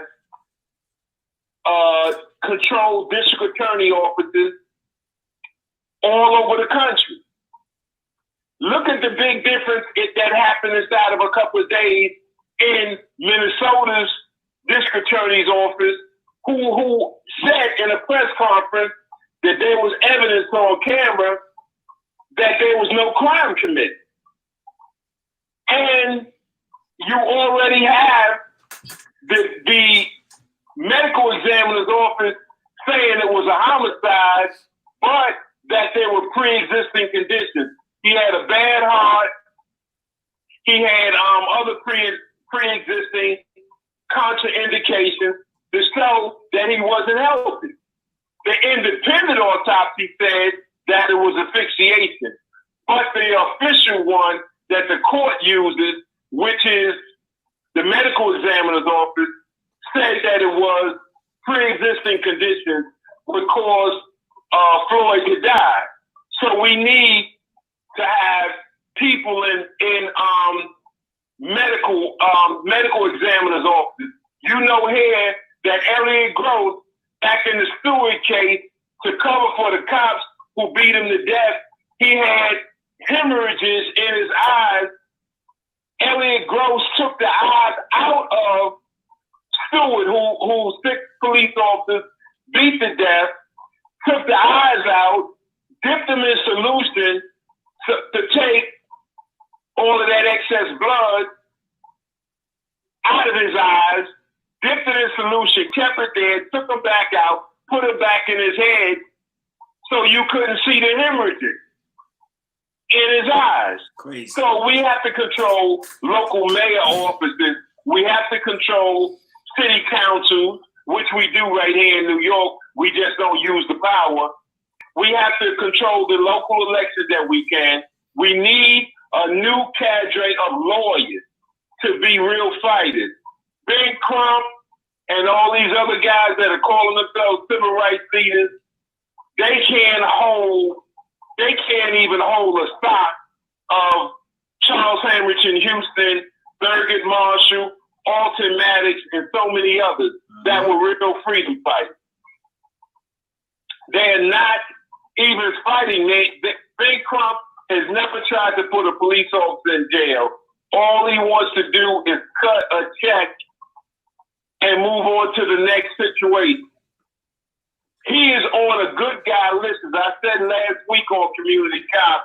He is on a good guy list of lawyers that every police department in this country is aware of. All the 50 governors, all of the local mayors, all know about a good guy list because they can block lawyers. They can block lawyers from coming into their town. The reason why Ben Crump was never blocked is because all he wants to do is get paid. So there's so many things we have to do. And so since I know we can walk and chew gum at the same time, we have to develop an infrastructure and have independent organizations on the outside, and then we need organizations on the inside. We have to control the politics. We don't need a lot of new legislation. We need the legislation that's already written to be enforced. There's more than enough laws on the book that can get all 4 of these cops put away forever. Now, on a federal level, the bar is almost too high. They make the bar so high that even if you prove it, it's very difficult on federal civil rights charges to put police officers away. Because even if you kill a person, they ask the wrong question. They say that action was inappropriate, but was it illegal? That's the wrong question. The question always is, was it necessary? If the answer is no, it wasn't necessary, lock them up, convict them.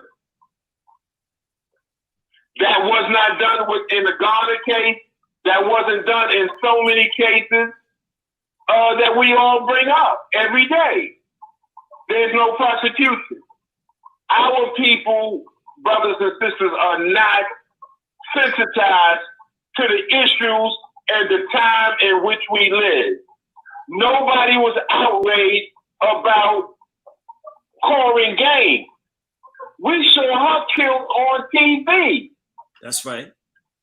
I don't know if you remember. See, certain things that bother me. Now, Eleanor Bumpers here in New York bothered me. Clifford Glover and Randolph Evans here bothered me.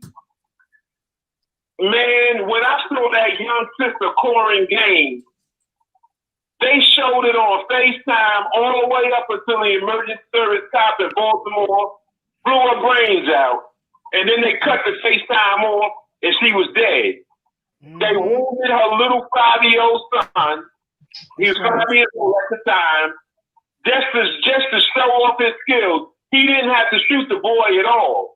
He shot him just to show I could kill him too if I wanted to. They just wounded him. But they killed her. And none of the Moors whose laws that she was following, whose protocol she was following, said a damn word. Talk about it. So, so once you see Corrine Gaines killed, everything to me is now downhill. You know, I saw what happened. It bothered me. I couldn't sleep well when I first saw the video of what happened to Floyd. But that comes in a continuum of so many. I just saw what happened to Arbery. I saw what happened to Walter Scott. You know, I had heard what happened to Breonna Taylor. That is all a continuum. You know, Fred Douglass, who had his problems, but one thing that he said that our implacable foe knows how far to go. If you are willing to take 20 lashes, he'll give you 20. If he know at 25 you're going to turn around and fight and kill, he's not going to give you 25. He will always stop at 22 or 23 because there's a look in the man's eyes when that's it. And they know they bought our leaders. They try to destroy our young fighters. We have some fierce people. We've all grown up with a brother or two that ain't afraid of nothing. And he was that way ever since he was a little boy. If you dared him to do something, he would do it. That's right. If you say jump from this roof to this roof, if you say go over there and do something, he would do it. We've always been around that type. For those are types that they put on drugs or they try to get them interested in other little boys, they find ways. They make sure that he flunks out of school, that he starts slinging rocks out here just to make ends meet.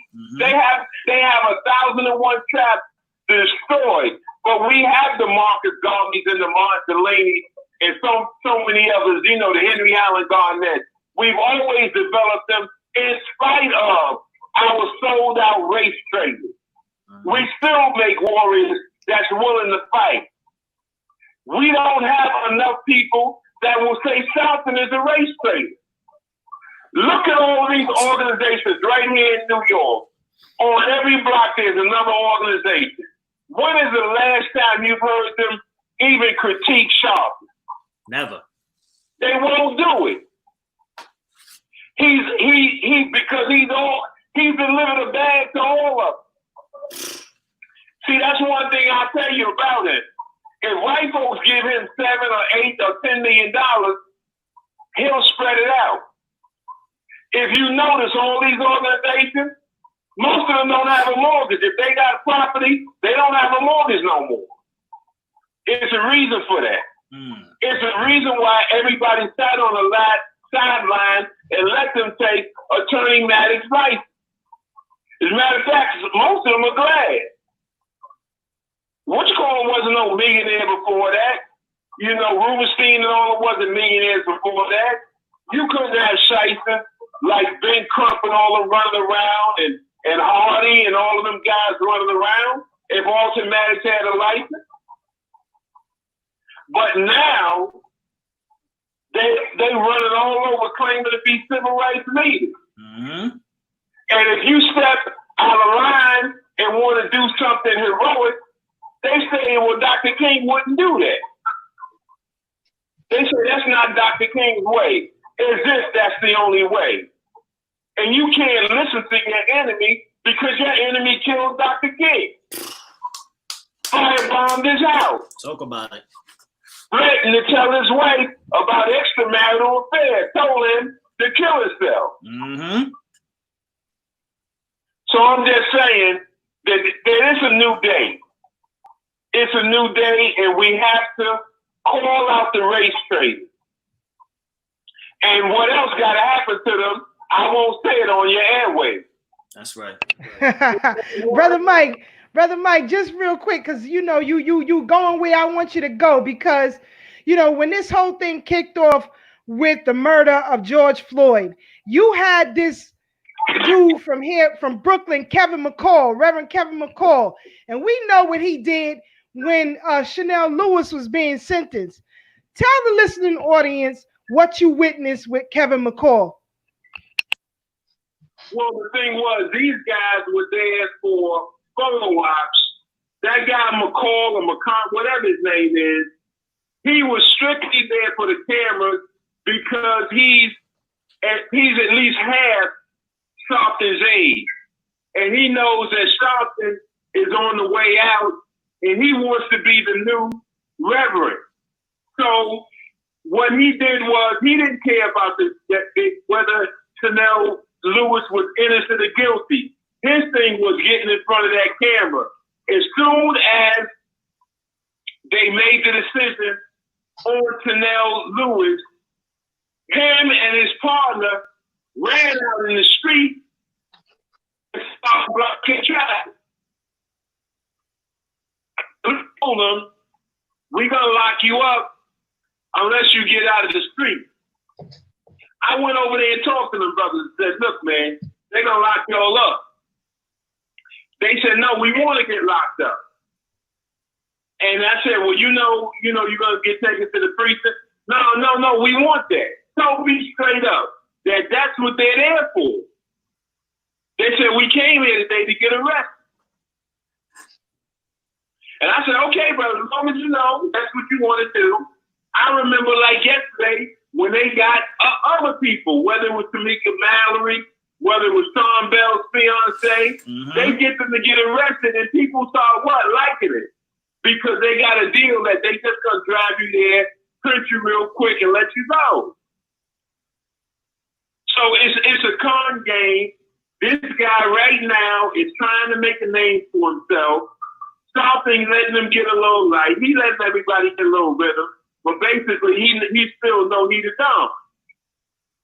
And he took a page from Jesse to become a reverend without a church and make all that money, make all that hush money. And he, in turn, now did what Jesse did, be a reverend without a church, just call yourself who you are and make all this money and be the middleman between corporate America, the political arm of corporate America, which is electoral politics, and the black community. And they've done that to the left. And not one organization, none of the major organizations that are here in this city ever says a word about it.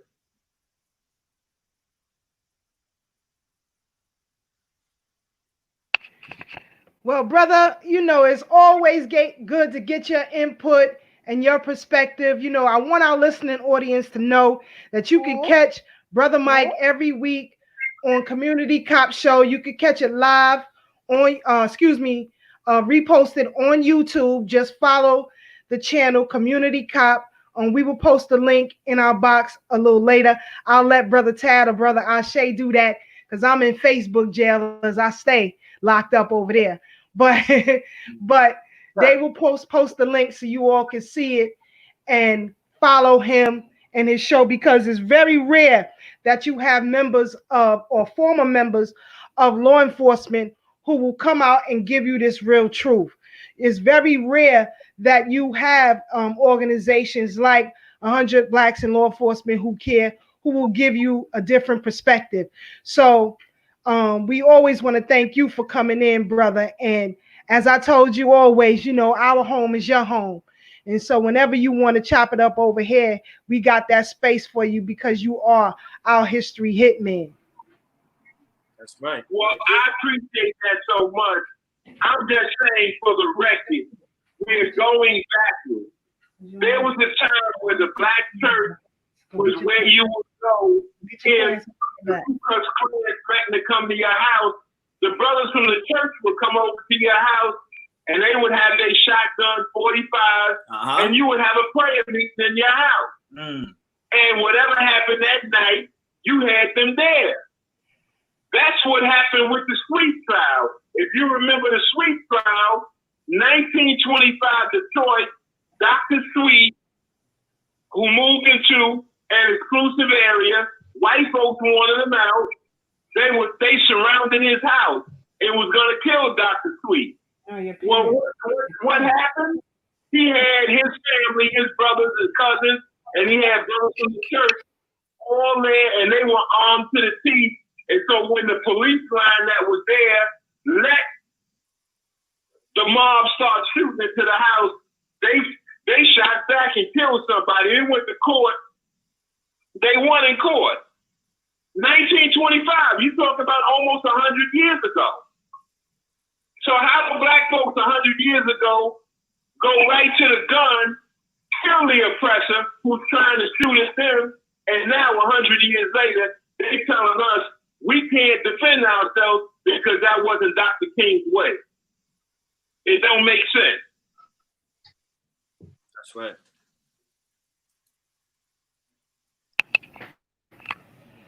That's what's up, brother. And you know, we're gonna let you go.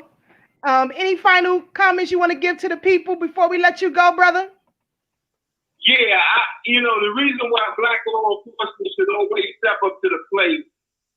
Jeff Sessions, when he was the Attorney General of the United States of America, he said he respected Anglo law enforcement.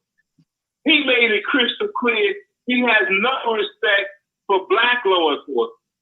He said, I respect and revere Anglo law enforcement. That's the same thing with the president. That's the same thing with most white folks, period. So I'm just saying that to say that not only do the law enforcement, and law enforcement should do some training. Train brothers on how to take care of themselves. I like the brother, what the brother says from NFAC when he's talking about training.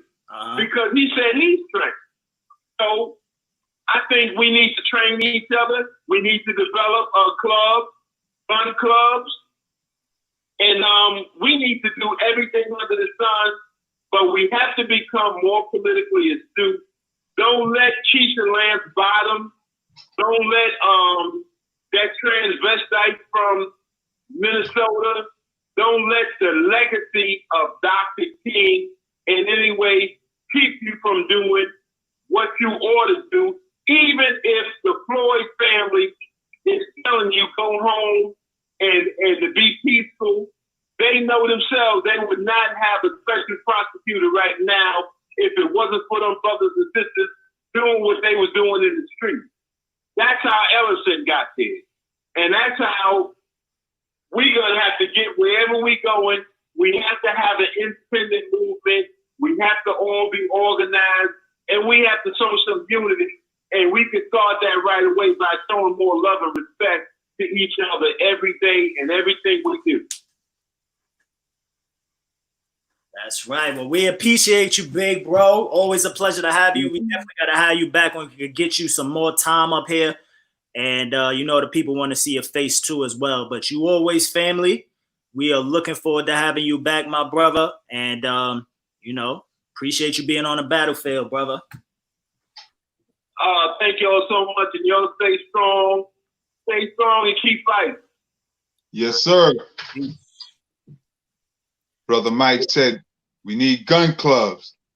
Proposing a Larry Davis gun club. Yeah. The Larry Davis gun club. Get down and lay down.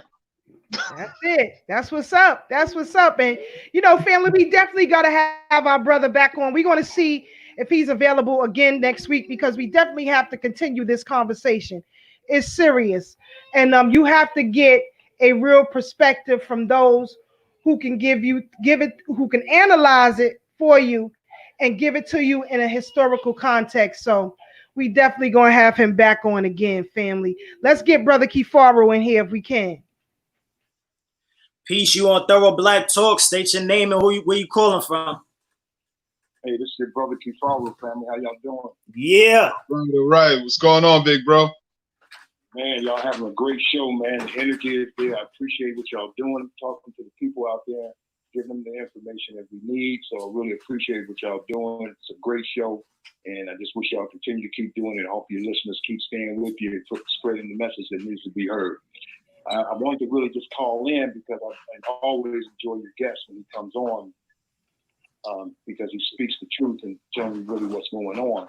The thing that I caught was Brother Ashe asked a question about what do we need to do, and I said, well, I have the answer for that.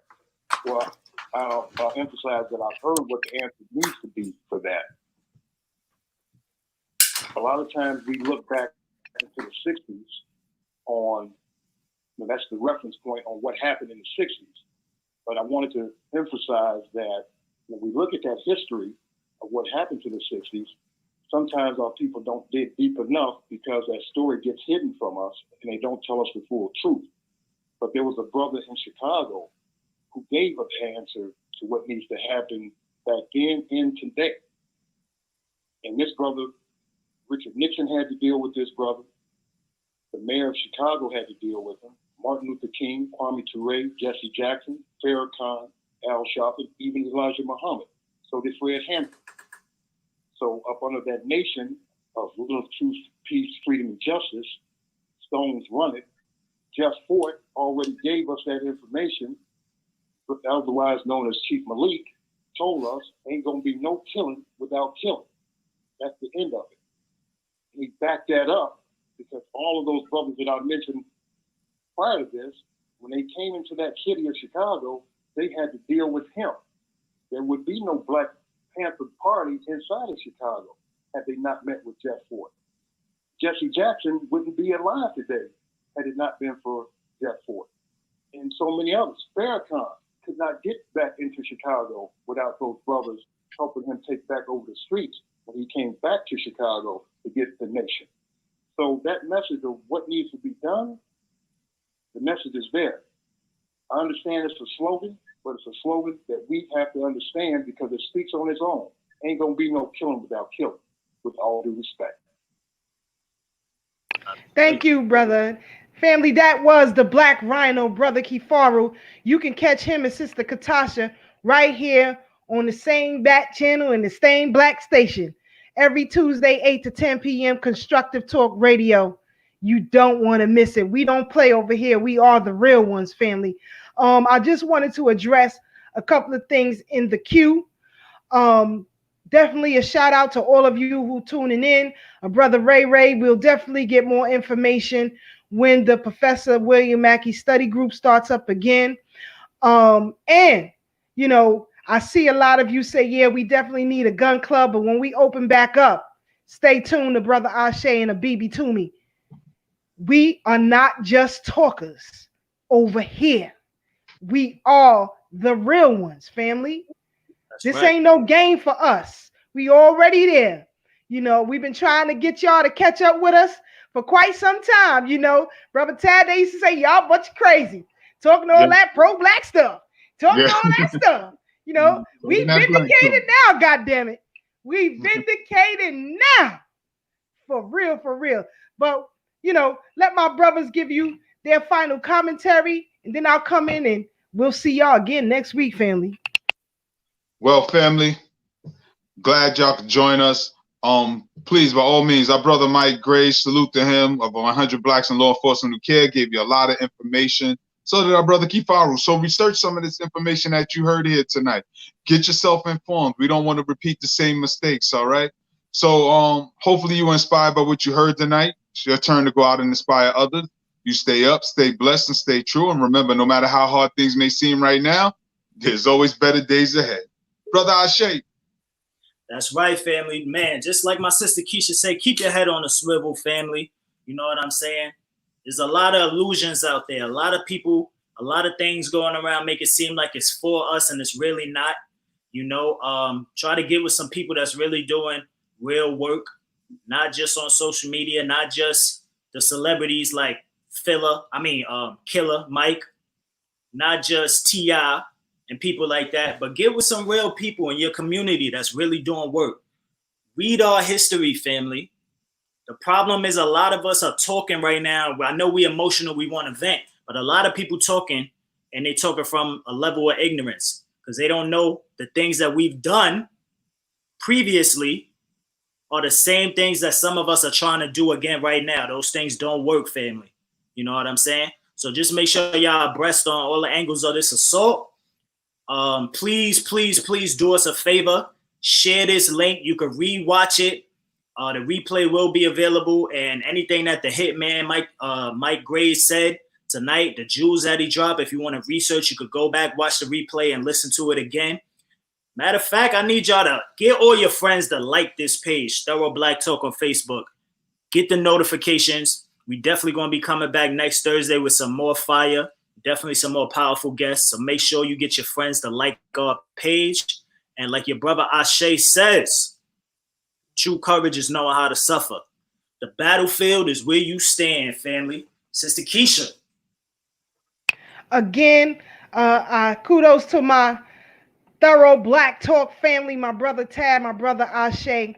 You know, it's always a pleasure to be in the trenches with real ones. And that's what we are over here. You know, our record and reputations speak for themselves. You know, there are a lot of things, as Brother Mike said, we cannot discuss openly on these airwaves. But, you know, when we get behind closed doors, and shout out to Professor William Mackey Study Group, there are things that can be discussed. So you can see where we're moving and where we're going. Don't be fooled. You know, I want you all, don't be afraid to stand firm on your goddamn square. Yeah. You represent your ancestors. You represent your mothers and your fathers. You represent your sisters and your brothers and the children yet unborn.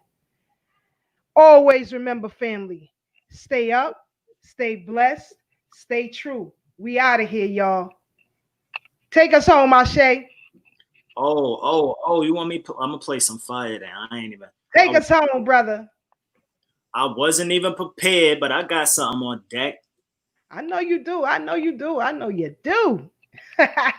Sister Vera, Marie, Arnold, Tony, Farnessa, Magnetic Tyson. Peace. Brother Ray, I see ya. Brother Kifaru, Sister Pat, Yebs.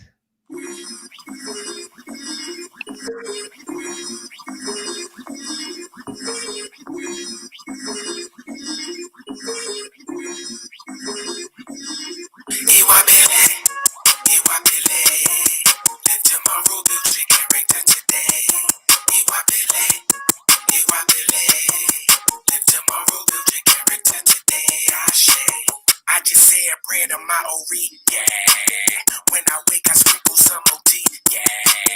I can break the chains cause I'm free, yeah. My ego is watching over me, yeah. Kneeling down, I'm praying at the shrine. All it takes is just a little time. Ancestors sending me some signs. I can see, but surely I was blind. I got issue, I got Ogun, I got Oya. I got Oshun, I got the sun, I got the moon, I got Oyin, I got Ofun, yeah. Iwapele, lift to my ruby.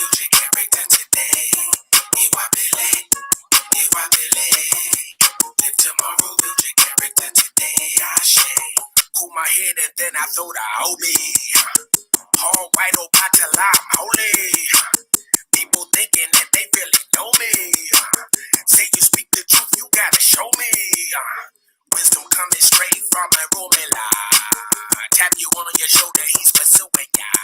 Oh, you mow up in the village trying to ruin ya. Trying to ruin ya. Trying to ruin ya. I got this shoe.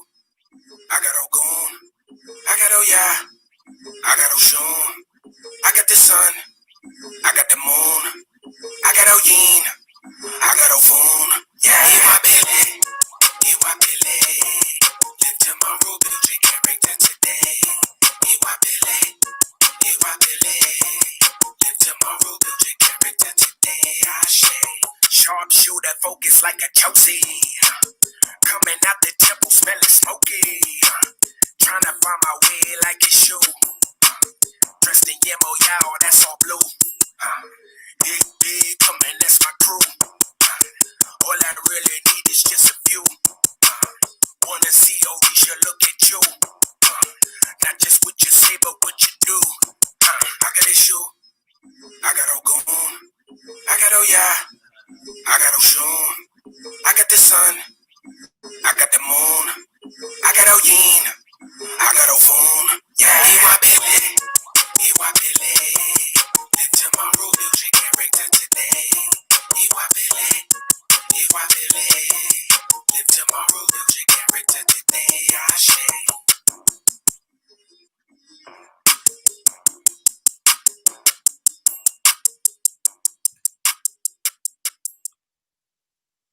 Yeah.